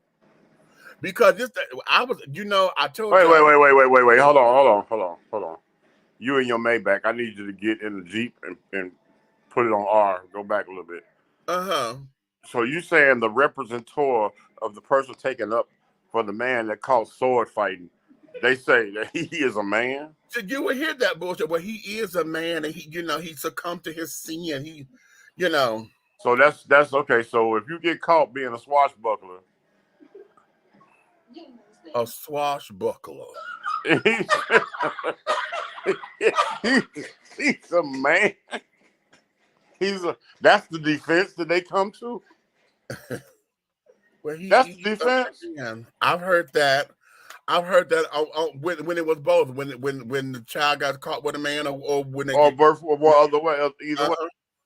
Well, that moves me. That really gets me as that being the protecting. Yeah. Because we put that up under the guise of don't speak ill of God's anointed. Really? See, that comes up under all that umbrella. That bullshit. And this is where I said, no, don't give me that. Because see, all Sunday morning, all at Tuesday night Bible class or whatever, what come out your mouth is that, oh, I'm saved, sanctified, filled with the Holy Ghost with the evidence of speaking in tongues, and I'm fire baptized, and God has removed my sin. So I don't sin, honey. My sin is covered under the blood. But then we got shit like this that come out. And then your retort is, or those in your corner, oh, well, he is a man. Bitch, no, stop.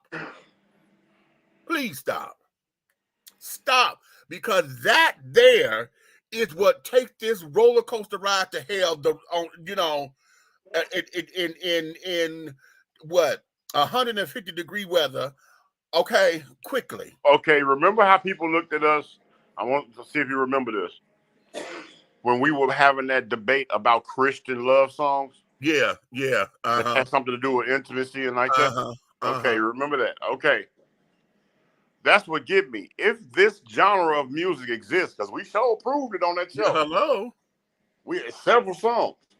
If that music exists, then what do you think they're doing? Popping popcorn and throwing it across the room wait a at each minute. other I love and how you slurping said that. spaghetti straws like they Lady in the Tramp or something? Yeah, wait a minute. What you say? Wait. If for those who only listen to gospel music, honey, you don't listen to no kind of secular nothing, honey.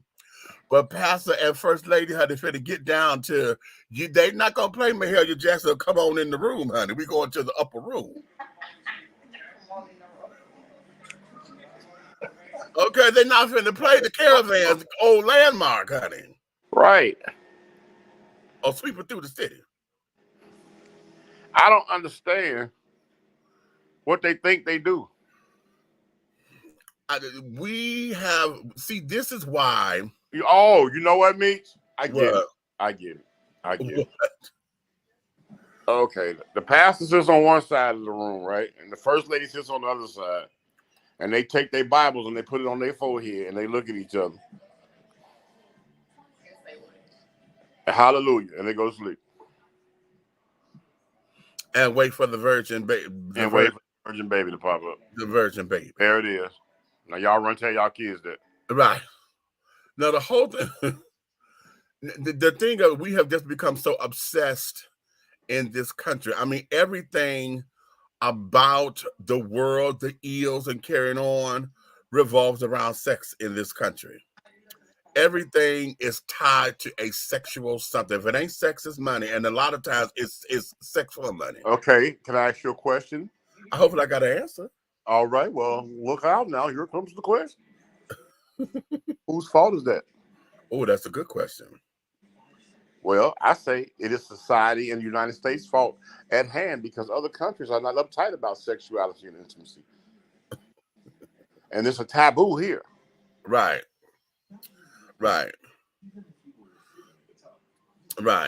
So it's like, it's like the women here are like, oh my God, don't know, he saw my breast. But over there, but when you overseas, you're standing at the taco stand, getting you a taco at 12 o'clock in the afternoon on the beach, and the girl next to you ain't got on the top at all. So, talking about hello, top of the morning. Right. Okay. No, topless morning, honey. Topless morning. Okay. But see, because of our obsession with what we have made sex to be nasty, we have made it to be dirty, and we have made it to be wrong. Okay, which is why we have so many folks who now embrace sex the way that they do. I mean, we're sitting up here wanting to promote B condoms, the Black-owned condom company, right? So that we can have protection and carrying on. And the man has set up there and made this condom to be the best condom on the market, right? It is the best one on the market. The best one on the market. And I got to do that cucumber thing. Take them things. He knocked the industry down. Okay, but here we have the best condom on the market, but now we're in an era where raw is law. Okay, we're in an era where everything is about polyamory, and I got to have more than one sex partner. Okay, and this here is not the occasional I'm gonna be freaky kind of thing. This is a way of life. Okay, to where I'm fluid. Okay, and carrying on. I'm sexually fluid. Oh, I'm fluid. Okay, anything goes kind of thing. Another word for hoe? Yeah. Okay. Yeah. Okay. And so now we're in this age, and I keep asking this question. Now, Amy, did you pee on me? You know, they call that golden shower. Okay. Yeah. This girl say nipples look like taco meat. Yeah, we say nipples looking like taco meat. Wait. Who said that? That was TC. Okay. A lot of the sexually based social ineptitude brought on by the lockdown has continued into many people's post-lockdown habits, regardless of one's career. Many are feeling guilt about it because of this country's history of sexual repression, and they don't want to admit it. You know what, Lanier? You are always on point. But Always on point. Even though they're feeling all of this suppression and carrying on, what are we going to do as a country? Because see, now I know some of them folks are going to have political careers, or something's going to come out, and everybody's going to go and look at, well, you did this and you did that, and what about this? Hell, before they shut down XTube, I had an XTube page. Okay, and I knew exactly what the fuck was up there, and I put it up there. I built the page, and so because of that, you know, folks looked at me. For those who, you know, and can't, well, why are you doing this and other? Because I can. Because that is one part of me that is a part of me. I'm a sexual being like everybody else. I just happen to be one that don't care about being, you know, seen and carrying on. You know, I have my private moments, of course, depending on my partner, my sexual partner. But there are moments where I want to be expressive and exhibitionist and all that kind of shit. So I had a page. Okay. So because of that, don't be defensive. It's okay to be you. Why are we as free America looked upon and shunned because we have sexual appetites or whatever the case may be? You know, that there is what the flaw is. Right. That's what the flaw is. You know. So okay, enough about the pastor, honey, because shit. I like that shirt there. I thought I was gonna tell you that earlier. Oh, this is No Time for the Pain. This was my play. This is the logo for my play. That's dope. Yeah, my firstborn son, he created this logo for us, and who's supposed to be here sometime this summer, hopefully. But yeah, he created the logo, but this was our play. No Time for the Pain, darling. Okay, family ties are shattered and destroyed when fraternal twins Danielle and Eric confront one another on the issues of infidelity, betrayal, and HIV. Okay. Long line. And so the secondary question was, I asked this to women. Women, what would you do if you found out that your fiance of 7 years was having an affair with your twin brother for 5 of those 7 years? You find out that your brother is HIV positive, and then you find out that you're pregnant and HIV positive. Wait, what? Back up. Reverse it. They need to let R. Kelly out. What you're saying is you have a twin brother. You got a twin brother. Your man is messing with your twin brother. He HIV positive, the twin brother. And he knocked you, and the fiance that knocked you up. And the baby, y'all HIV positive now. Yeah. So that means I will have to step back, run him over with my car twice. No, not run him over with the car twice. I have to run him over twice. Dang, you're gonna get a music lover. You ain't some got to happen to you. I'm sorry. Some got to happen to you. Ran over. Everybody back up. It's about to be ball juice everywhere. Oh, so that was the play. So that's what No Time for the Pain is. That's deep. One of the storylines in this. Oh, that's the play. That's that play he wrote. Yeah. Oh, that's the play that he wrote. Yeah. Let me go see it. But if it happened in real life, I had to run him over my car. Okay. But wait a minute, which one of these characters you said you was gonna have me play?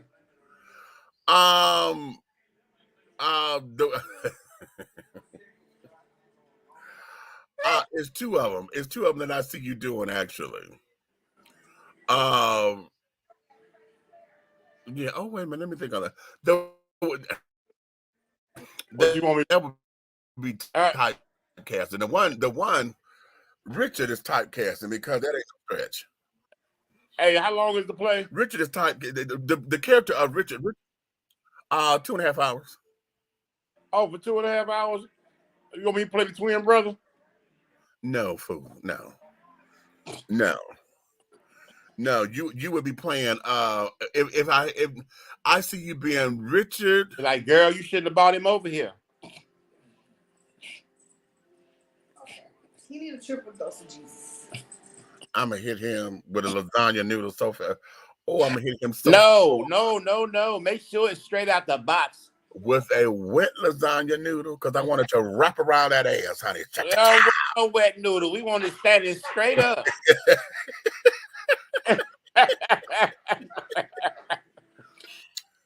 The role of Richard is the boyfriend who left.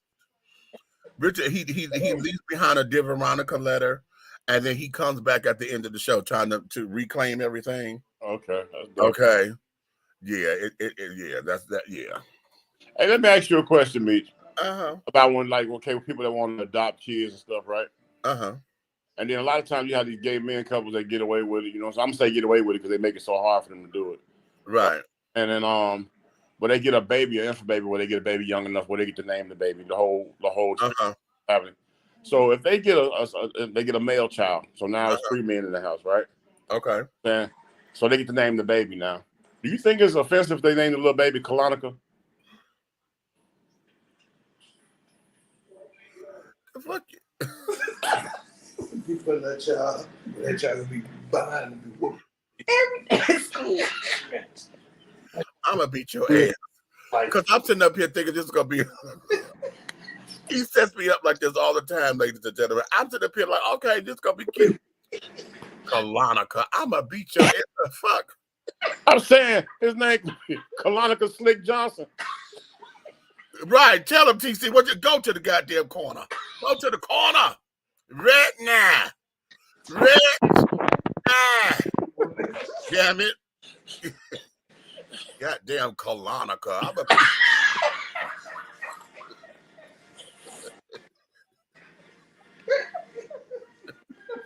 shit.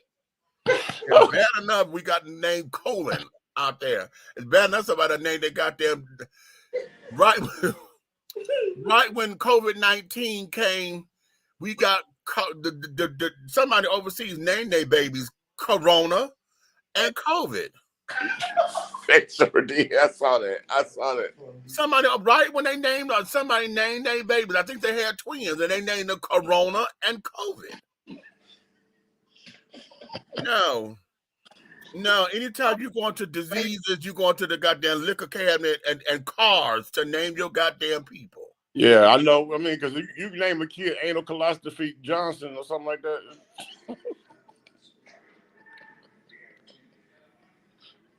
Okay. Anywho, all right. Let me go to this story real quick. Go ahead. Because this one here, I'm going to have to agree with everybody else because this was completely unfair. Completely. There was a trans swimmer, a transgender woman who was a swimmer who competed. I think she competed in somebody's Olympics or something. I'm not one of these little games.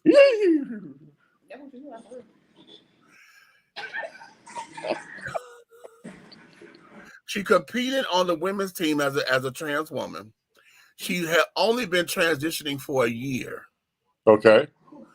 But the read is the year prior, yeah, she competed on the men's team. Okay, let me ask you this. When she competed on the men's team, did she hit silver or gold? She was number 490 something in the ranking. Okay. Now that she came over here on the women's team, she won. She got first place. She won everything. That's a problem, Mitch. That's a problem I'm having too. Because here's where this is. Any other time I would have brought in a bone of contention, but bitch, you ain't been a woman long enough. Yeah, that's my problem. I'm told that the commission now, and I was listening to TGI Friday over there with Funky Dineva and Al and Claudia. And Al was saying that the commission has expanded the rules a little bit, right? And so now for a trans woman, and I'm saying it this way because we still have not got on trans men yet, right? Right. But for trans women, you have to have been on hormonal therapy for 3 years. Okay. prior to being into the event, okay? Because within that time, even though it takes about a year for the body to start to have a makeup, and the hormonal makeup of the body changes, but within 3 years' time, they're saying that everything, would be hormonally correct. And the whole idea of still being fresh on testosterone, or whatever, testosterone still running through at high dosage, that won't be a problem. In this particular case, this bitch that just won every goddamn thing, no ma'am, no ma'am, no ma'am. I'm not standing behind her on that, because she was wrong as hell for doing that. How do you go? Last year you competed as a dude. And then the new year you go in to compete as a woman? Ain't had enough time to get the hormone therapy right. No, that's not cute. That's not cute at all. That reminds me of that character from In Living Color. Which one? You remember Jim Carrey's character? Oh. Yeah. I'm here to pump you up. Yeah. Okay. That there, I'm going to agree with everyone else. I was getting ready to say, because from my lessons that I've learned from Professor Taylor in the LBGT world when it comes to right. I feel like I've graduated because I've been able to clock T and everything. But wait a minute. Go ahead. But it's just but from what I learned, that would make me immediately doggone go to snapping, because I understood that it was too early. Yeah. You know what I'm saying? So, probably too early. And then here's the part that we need to get at, because it's not just her. I can't put all the onus on her.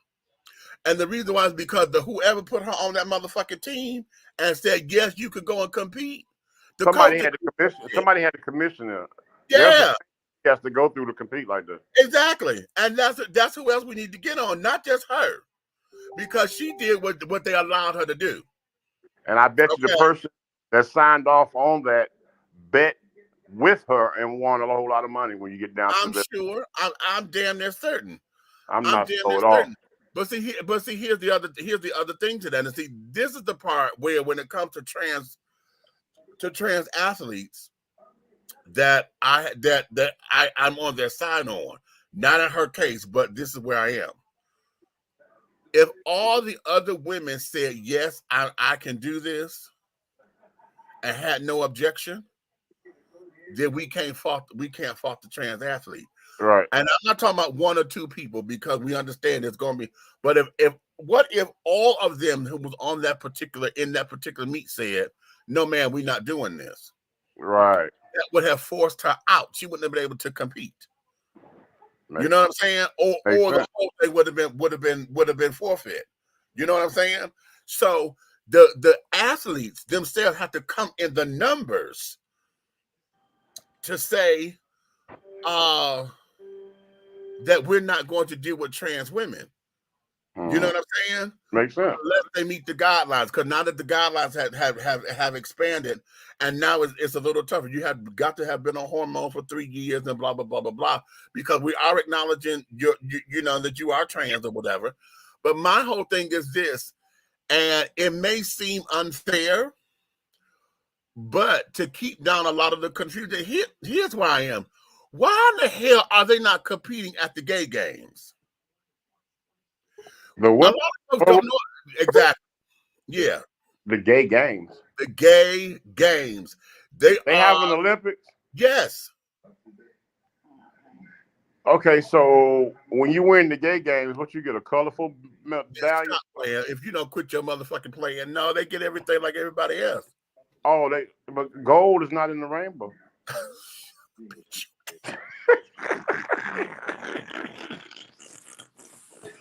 I'm gonna beat your ass. Oh, God. And wait a minute. He said that with a straight face, pun intended. Okay.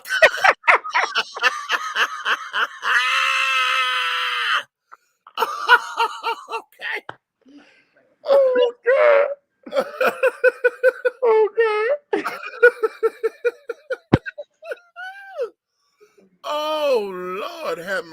exciting.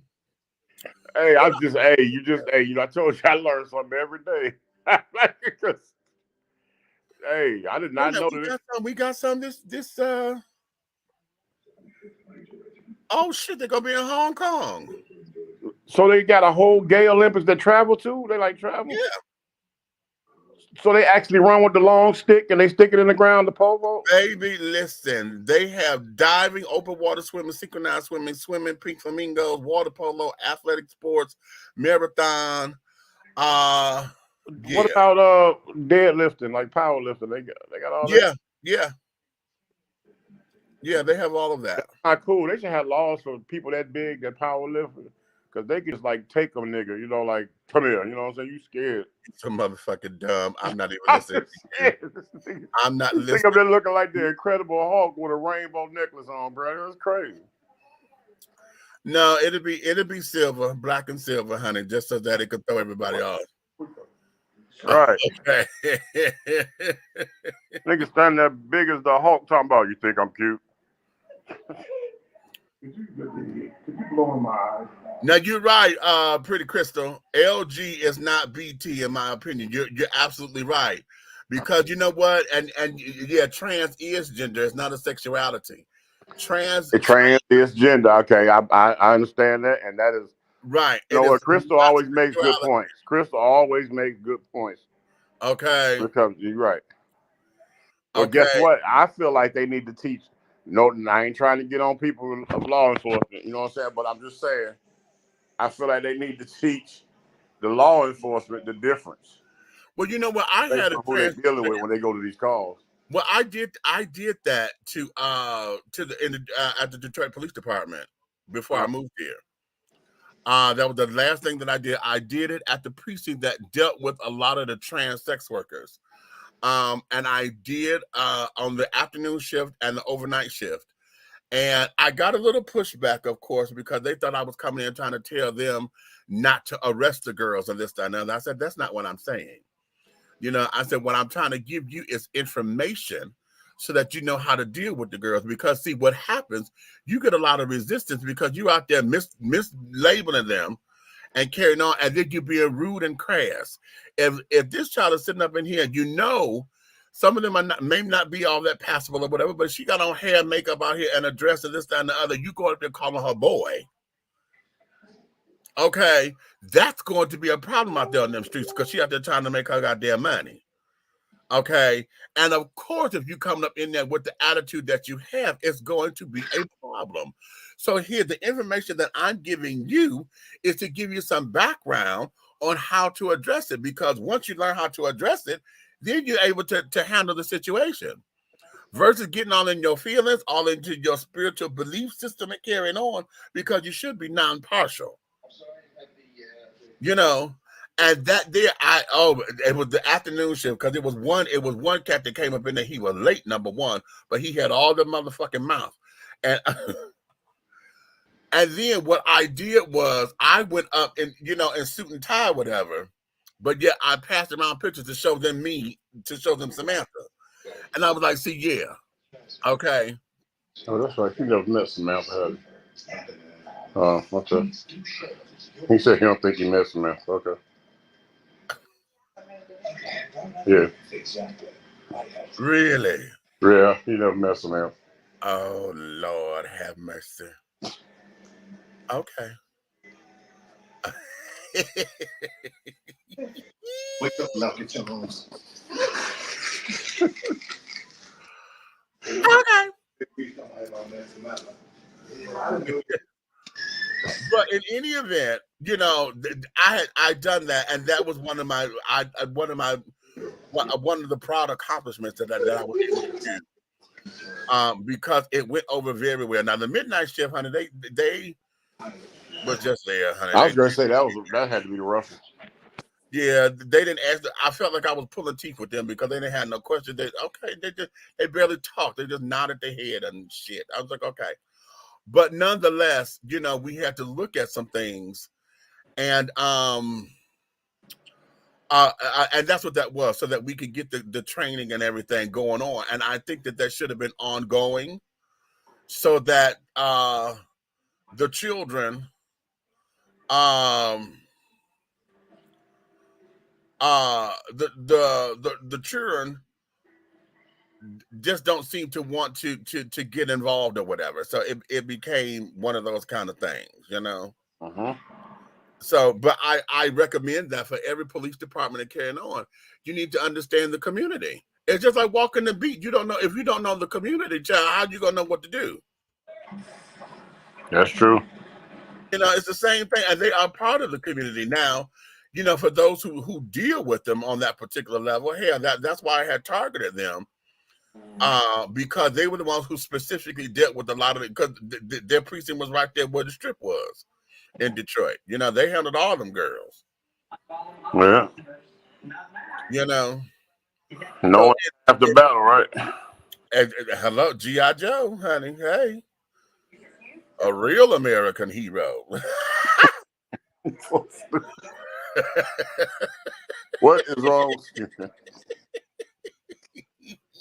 Yo, Joe. Oh, okay, yeah, that kind of hit me that way. Yeah, the real American hero, sugar. What you say? In any event. No, I mean that's Oh, real stuff. This has been a great show. okay. Very informative, I'm sure. Oh, darling. Oh, darling, darling, darling. Because every time that we, you know what I'm saying, I feel like when we have these shows, even when, you know what I'm saying, we're putting information out there for other people and introducing them to people, you know what I'm saying, that they probably didn't think existed in certain professional lines of life. Right. You know I'm saying, we end up learning things well. Oh yeah, yes, because that's how it should be. You know, that's the whole kit and caboodle to it, so that we can all walk away with saying, "Hey, we learned something, and we're able to take the information and then to push it, and to move it forward and carry it on." You know, to put out my disclaimer as an ally, be honest with you, I laugh and joke, but I do not play. There are two sides to this coin. I have an intellectual side and I have a comedic side. And the comedic side is to show a better light in the tragedies that we live every day. Whether you transgender, LGBTQ, whether you straight, it don't matter what you are, as long as you are human, then that's what I do, and that's who I am. So deal with it. Wait a minute. Okay. She probably didn't go to the gay games because she seemed to be wanting to make a point by doing a more mainstream event. The problem is she went about it the wrong way by being impatient. You know what? Again, Lanier, here you go. Dropping another jewel, because my whole thing is this. Listen, why are we sitting up here trying to reinvent the wheel? Y'all hear me say this all the time. And I told this to Flame Monroe over there on her thing. I said, listen, the whole thing of it is she gets blamed because as a trans woman, she doesn't see the community the same way, because a lot of folks do not understand that she's a trans woman. She's a comedian who's a trans woman, but then they cannot separate her sexual identity from her gender. She's transgender, but she's sexually attracted to trans men. He, she, we. Yes. Okay. So, because she say all the time, you know, I'm one who, okay, 23 hours out of the day, honey, you know, I'm that girl. But that 1 hour, okay. Yeah. Okay. He, she, we. And that there, and a lot of folks don't want to accept that from her, or at least a lot of trans children, because they sit there and say, well, you ain't really trans and blah, blah, blah, because of whatever the case. Why would you do that? Why do people always want to go to the negative plight when it comes to things, when you can't see how positive it is? That man is raising kids, putting them through school as a single parent, no doubt. Right. Where is the positive keynotes? I mean, even with the even the comedic flair and the care and the whole trans situation going on, what does that have to do with the positive thing that's going on? That black man is raising his own kids, putting them through school. Wait a minute. Okay, hold on. Gay games are an insult. Why do you say that, Crystal? Let me get your take on that, because at first I thought it was as well. when I first heard about it, I thought it was as well because what has happened is I was like, it's a shame that mainstream sports will not give us the leverage to go in there to compete. So now all the gay athletes who compete on that particular level, they've started a whole entire league. And you'd be so, child, please. When you go see them, it's one of those things. I mean, the way how we go see the Skyhawks, I'm waiting for our gay basketball league to start back up again because we have one here. What? Yes. What's their name? Oh, the Unicorns? What? I'm going to beat you. You know what? No, fuck that. I'm going to shut you down. God damn it.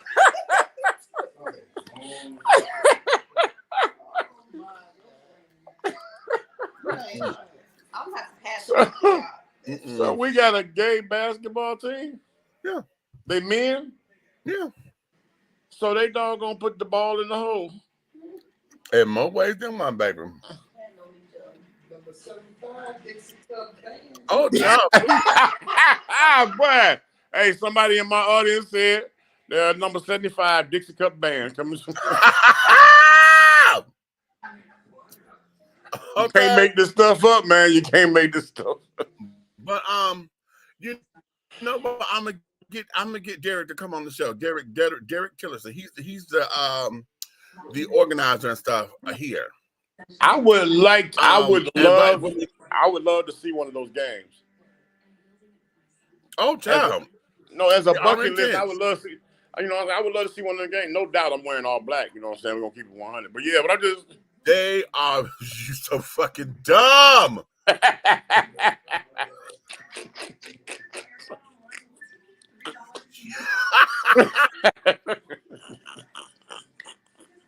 You see how you put it in under the radar? We're all black, but no. Okay.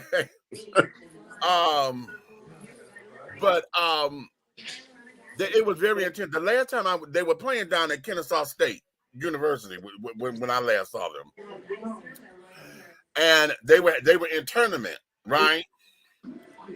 And child, they were playing against a straight team, right? Really? Yeah. One round. Now that's bigger than I have to hats off to whatever team they playing. That's bigger than. See, I like to hear that kind of stuff. No, because what happened was them fuckers came up in there trying to run the court, right? Ooh. When I tell you them motherfuckers tried to act all aggressive and shit, but the girls got with that ass and won. Oh, baby, it was ridiculous. It was fucking lovely. It was lovely. So I got a question. If the gay guys are playing on the team, who cheerleading?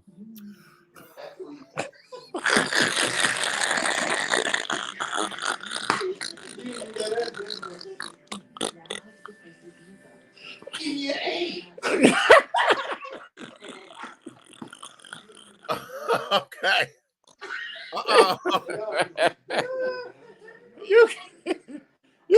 You can do it. No. Come on. I'm hoping to see, because it's the gay league or whatever. They were looking at a lot of the J setters and carrying on, because a lot of their moves are band marching and carrying on this and another. I know at one point they were talking about having each particular team maybe get a J-set team to be their cheerleader or whatever. All right. So but that hasn't happened yet. So right now they don't have any. So do they have the games like the ones we go to? They like that? So they got hot dogs at their concessions? I'm just asking a question. What's wrong? I'm gonna beat you. You know what? Lord, I'm just trying to see if they had hot dogs, wings, or burgers.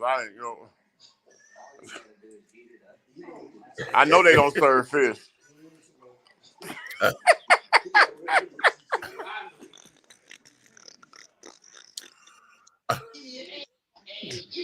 I'm trying to remember. One of the teams have a lesbian on the team, and I forget who it is. Yeah, one of the teams even have a female player. Yeah. Okay, well, the next time we find out about the game, we going. Okay, I'm telling you, they are absolutely invigorating. Hey, do they ever fight like the other guys too? I haven't seen the fight yet, but like I say, they've come close when they were playing their straight team because shit. Oh, them boys were sitting up there trying to. That would have been funny. Lose the game and the fight. Oh, child, they were going to because they were gonna get their eyeballs scratched out. No, fuck their eyeball scratching shit. They would have gotten knocked. I was gonna say because if I see a doggone basketball player dunk a ball and then turn around and windmill somebody, I'm gonna be done. Oh, well, child, well they will, but they still get lovely on knocks. Hey, you know me. I just put it on my bucket list. I'll support whatever. You know what I'm saying? So, child. But the gay game, hell, I still ain't went to see midgets play basketball yet. Oh, really? You know they got a midget league. Oh, this is okay. Yeah. So yeah, okay. So Hong Kong is gonna be the next city. That's crazy, man. I really didn't. Did you hear? Did you know that, Ken? That they had a whole Olympic. What did you say? Was it called Gay Olympics? The Gay Games. Gay Games, huh? I didn't either. And they some serious athletes too.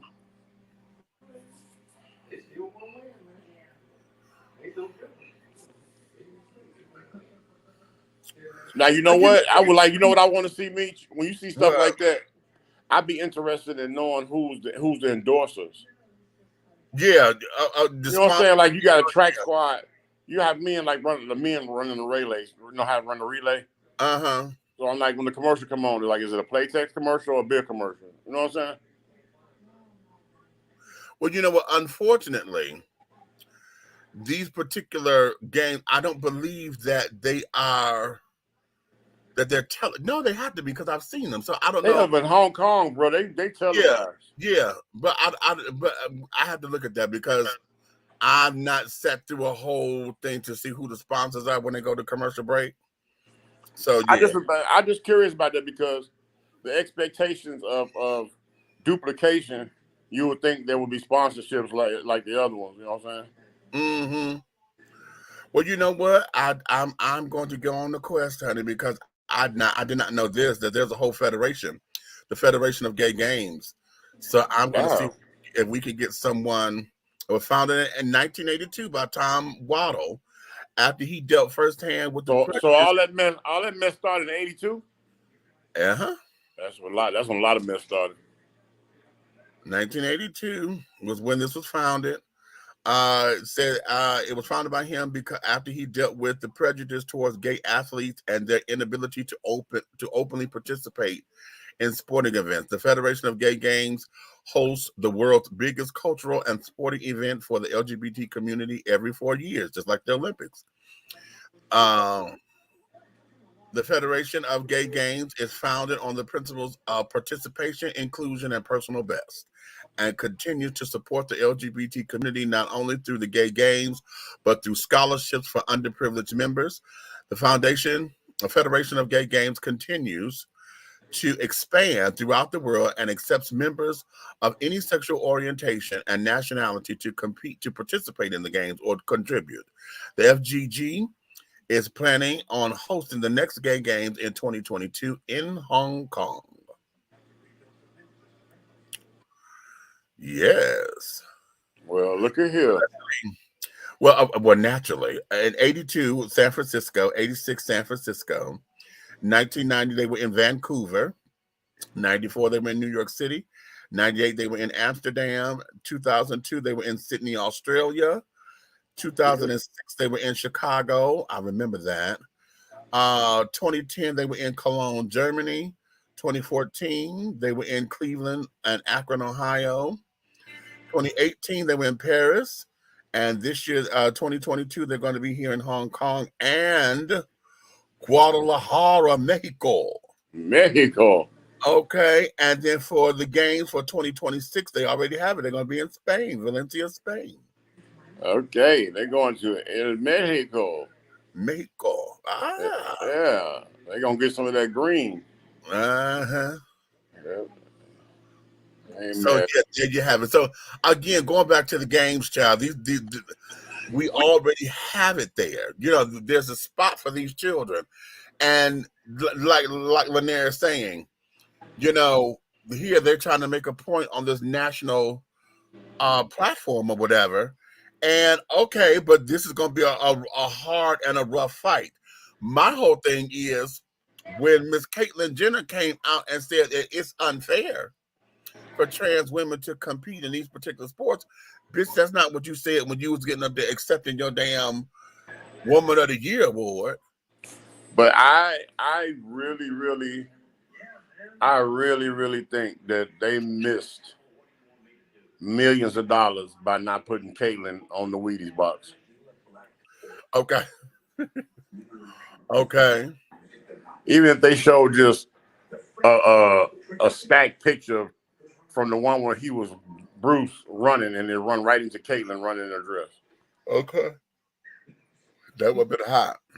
Okay. That would have been $1 million situation. Right.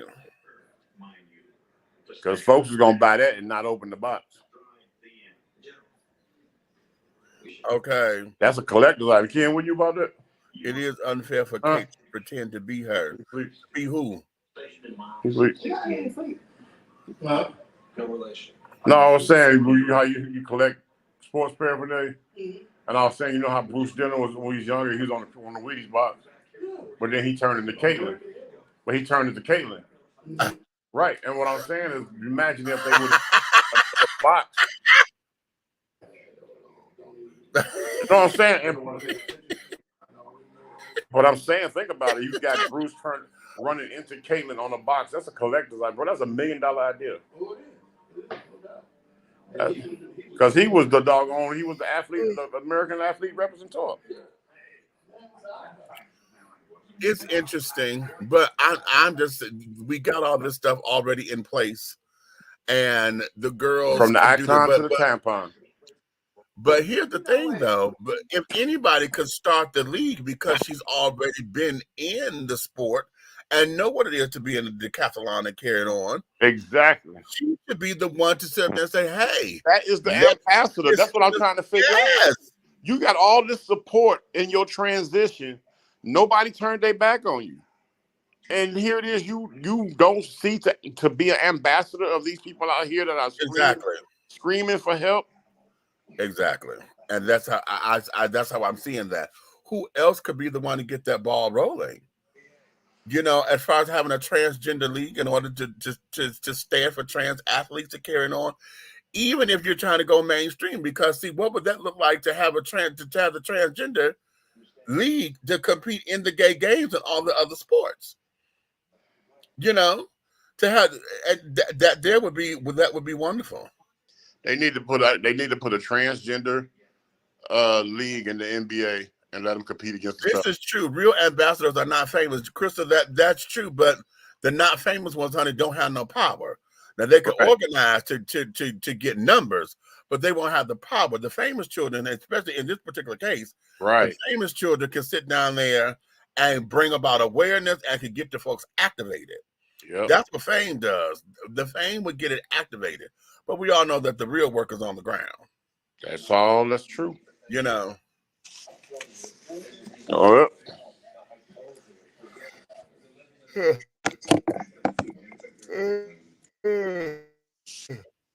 So, all right. And then we're going to, wait a minute. I said I was going to play this because I got to. Way to go, Make a happy birthday. Happy birthday. Make a good old birthday. Happy birthday.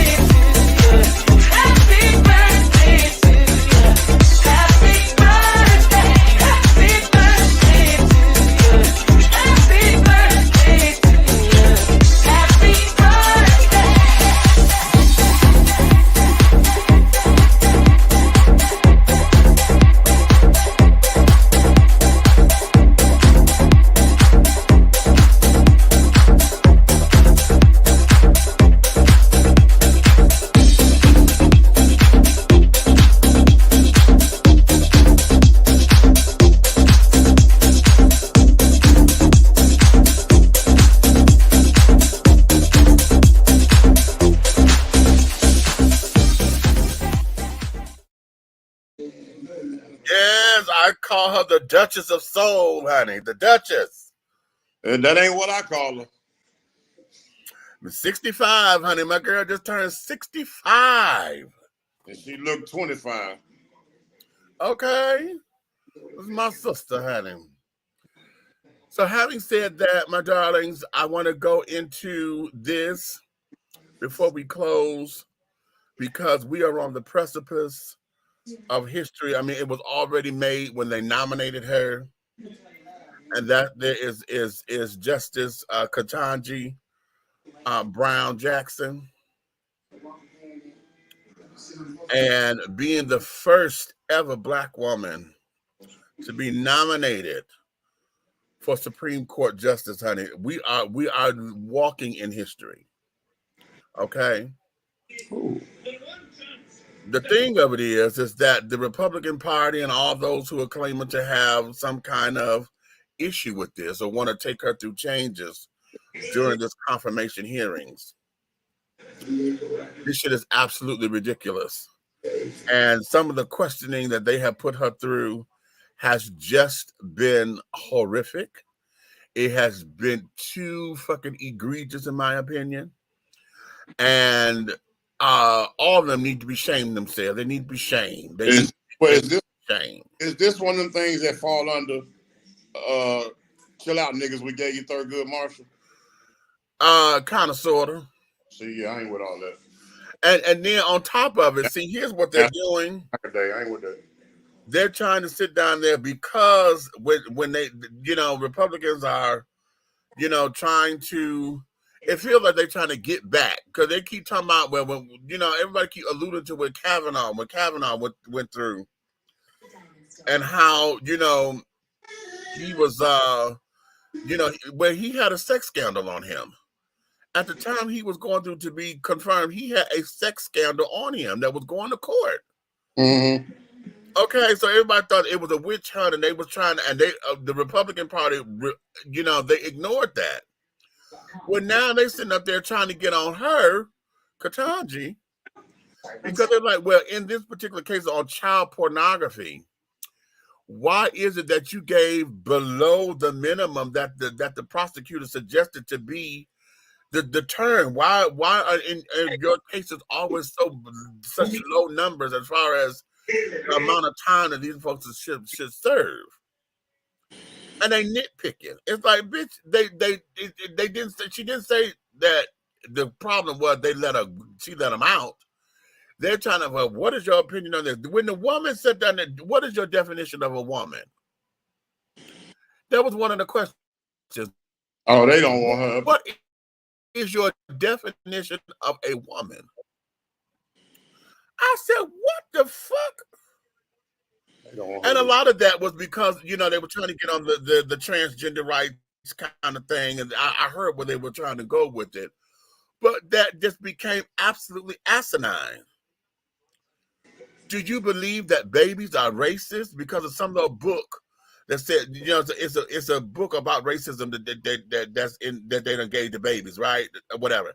Well, because they talked about that book, did you know that bitch is up on Amazon, had just made killer sales? And they done, thank you, Ted Cruz, because now you done sold the fucking book.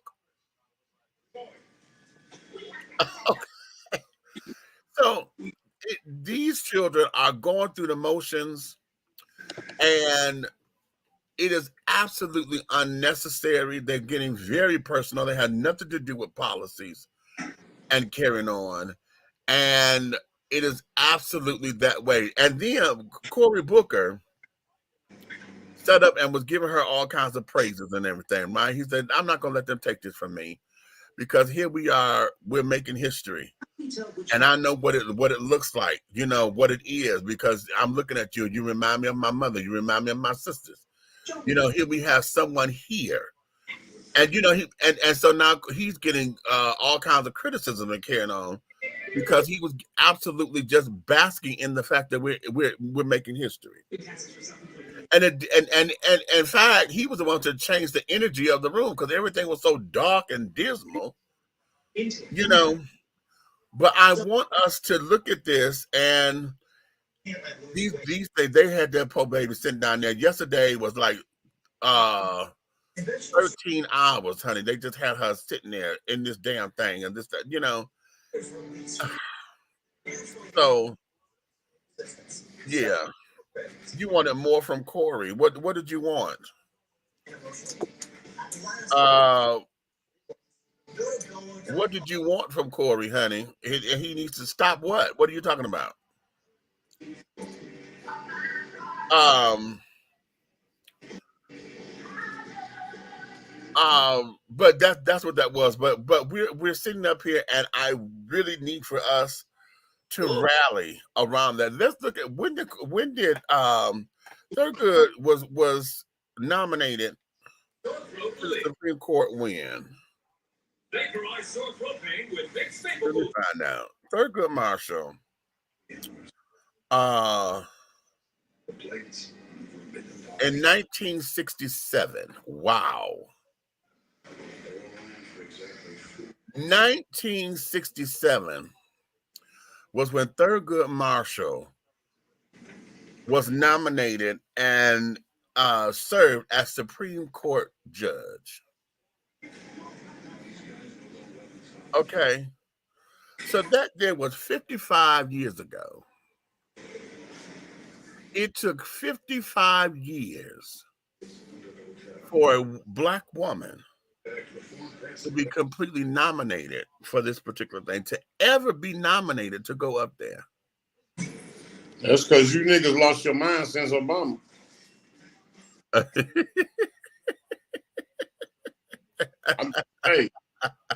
I'm only speaking on what's said, not in front of the camera. You said I wanted usefulness.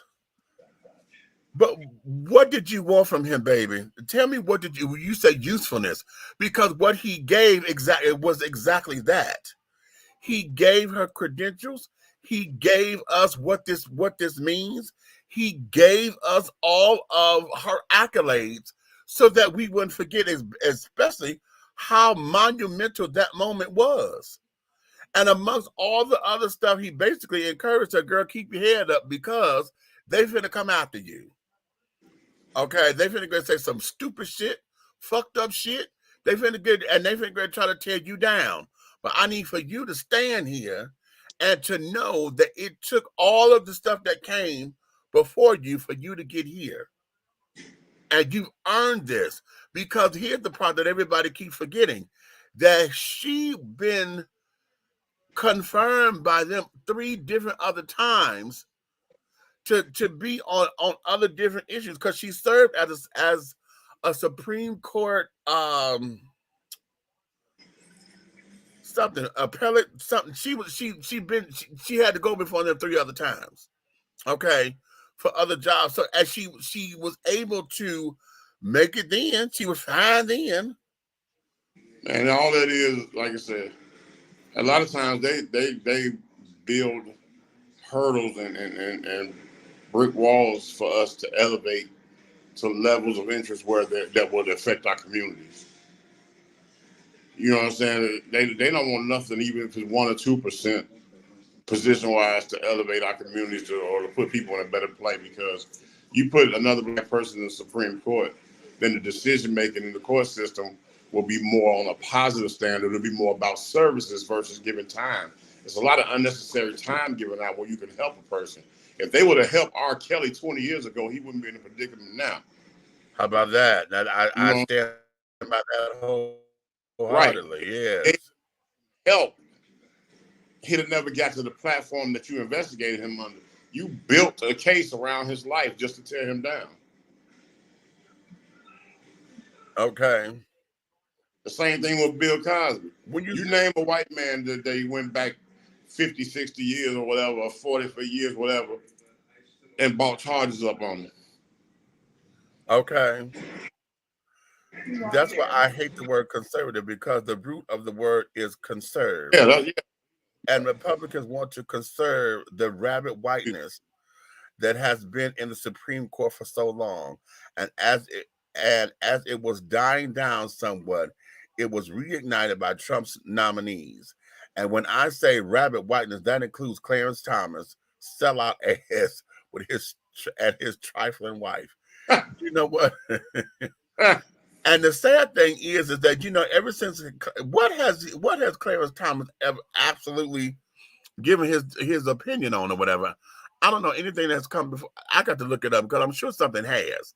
And all the time he's been on the courts, but you know, it doesn't seem as though he's been of any use.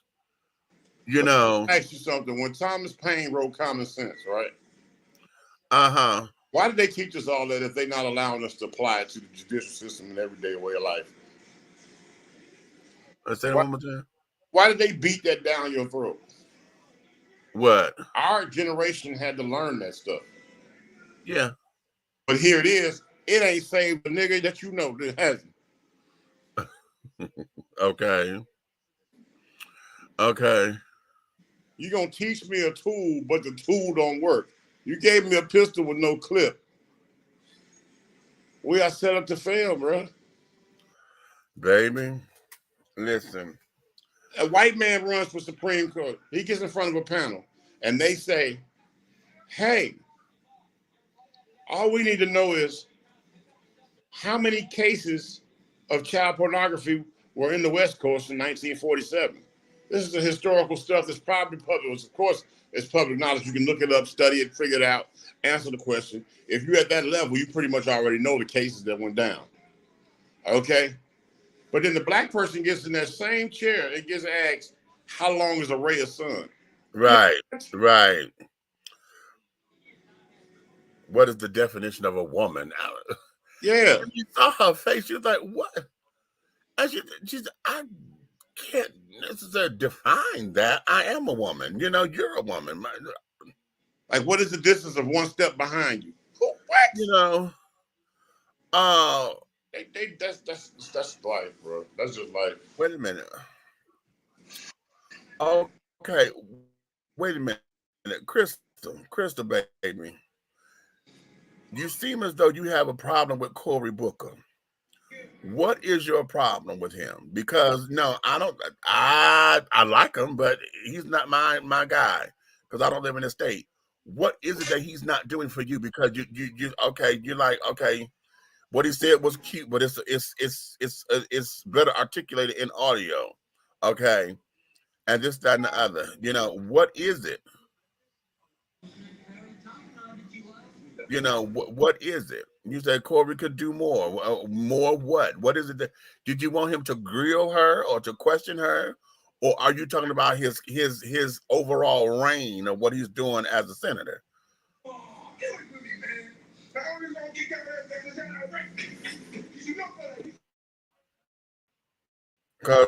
Because if his overall reign as a senator, yeah, everybody could do better.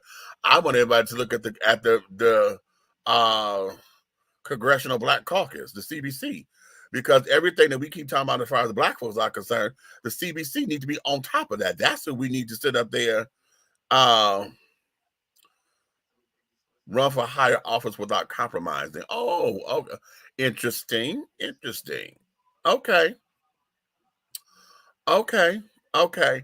And you say without compromising. Okay, you tell as far as compromising his blackness or what?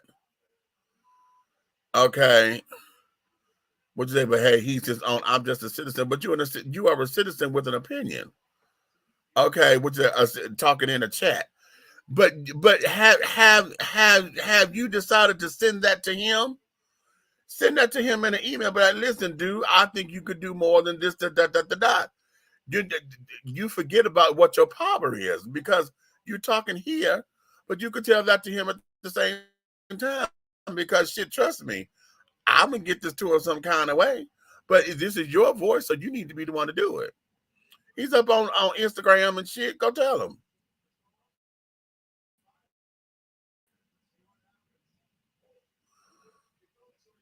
Wait a minute. His political position, I want him to say what I want.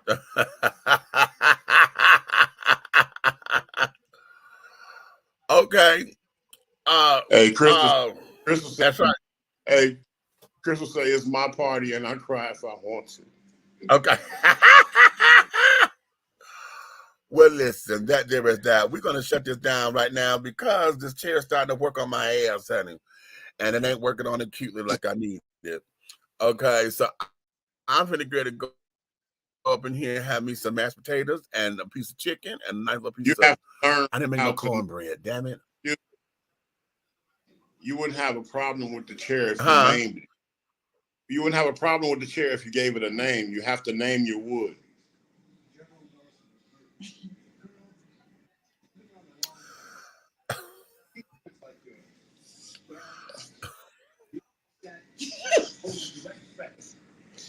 See, you got some whole ways. You just sat on the wood and didn't even want to get to know it.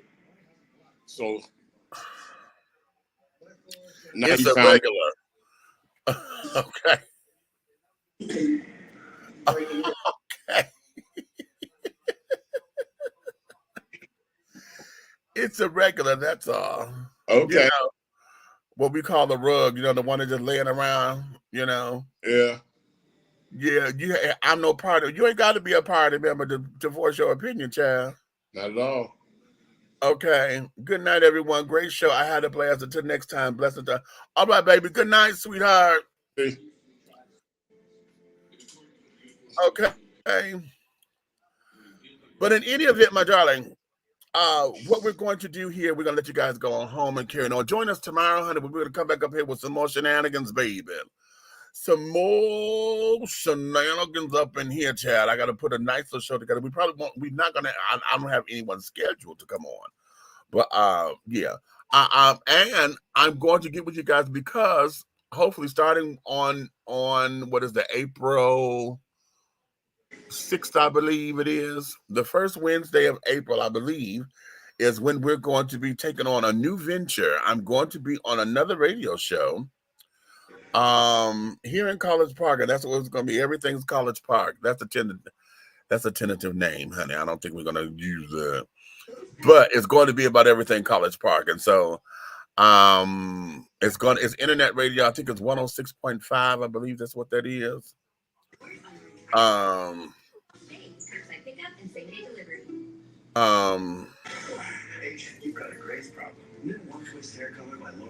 So yeah, but I'm gonna get you all of that and things of that nature to let y'all know what's going on. I'm a partner with someone and do the thing, honey. Do the thing, do the thing, do the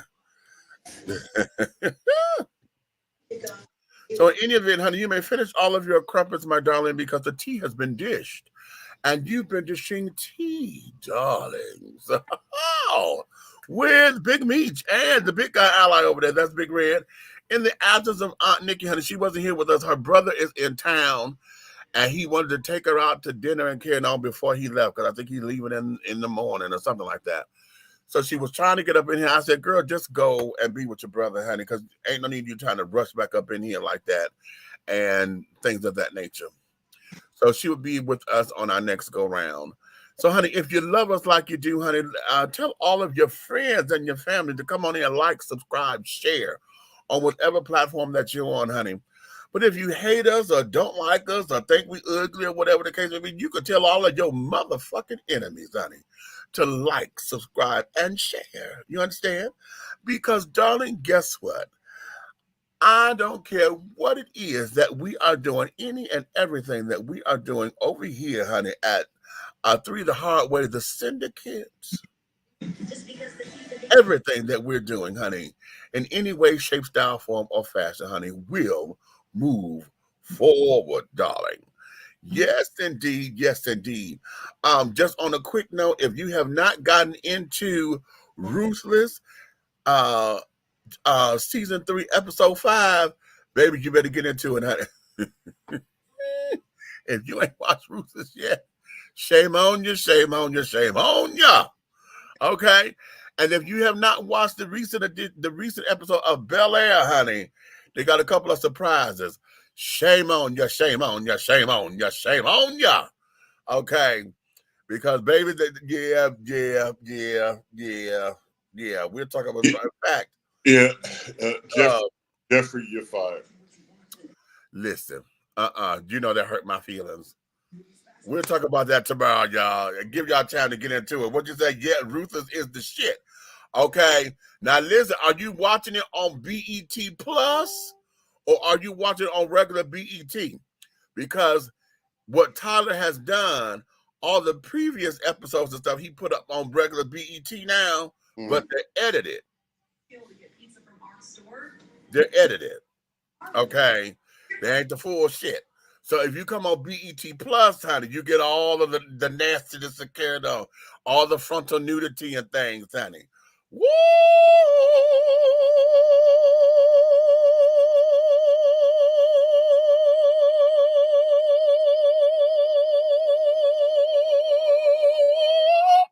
Ow!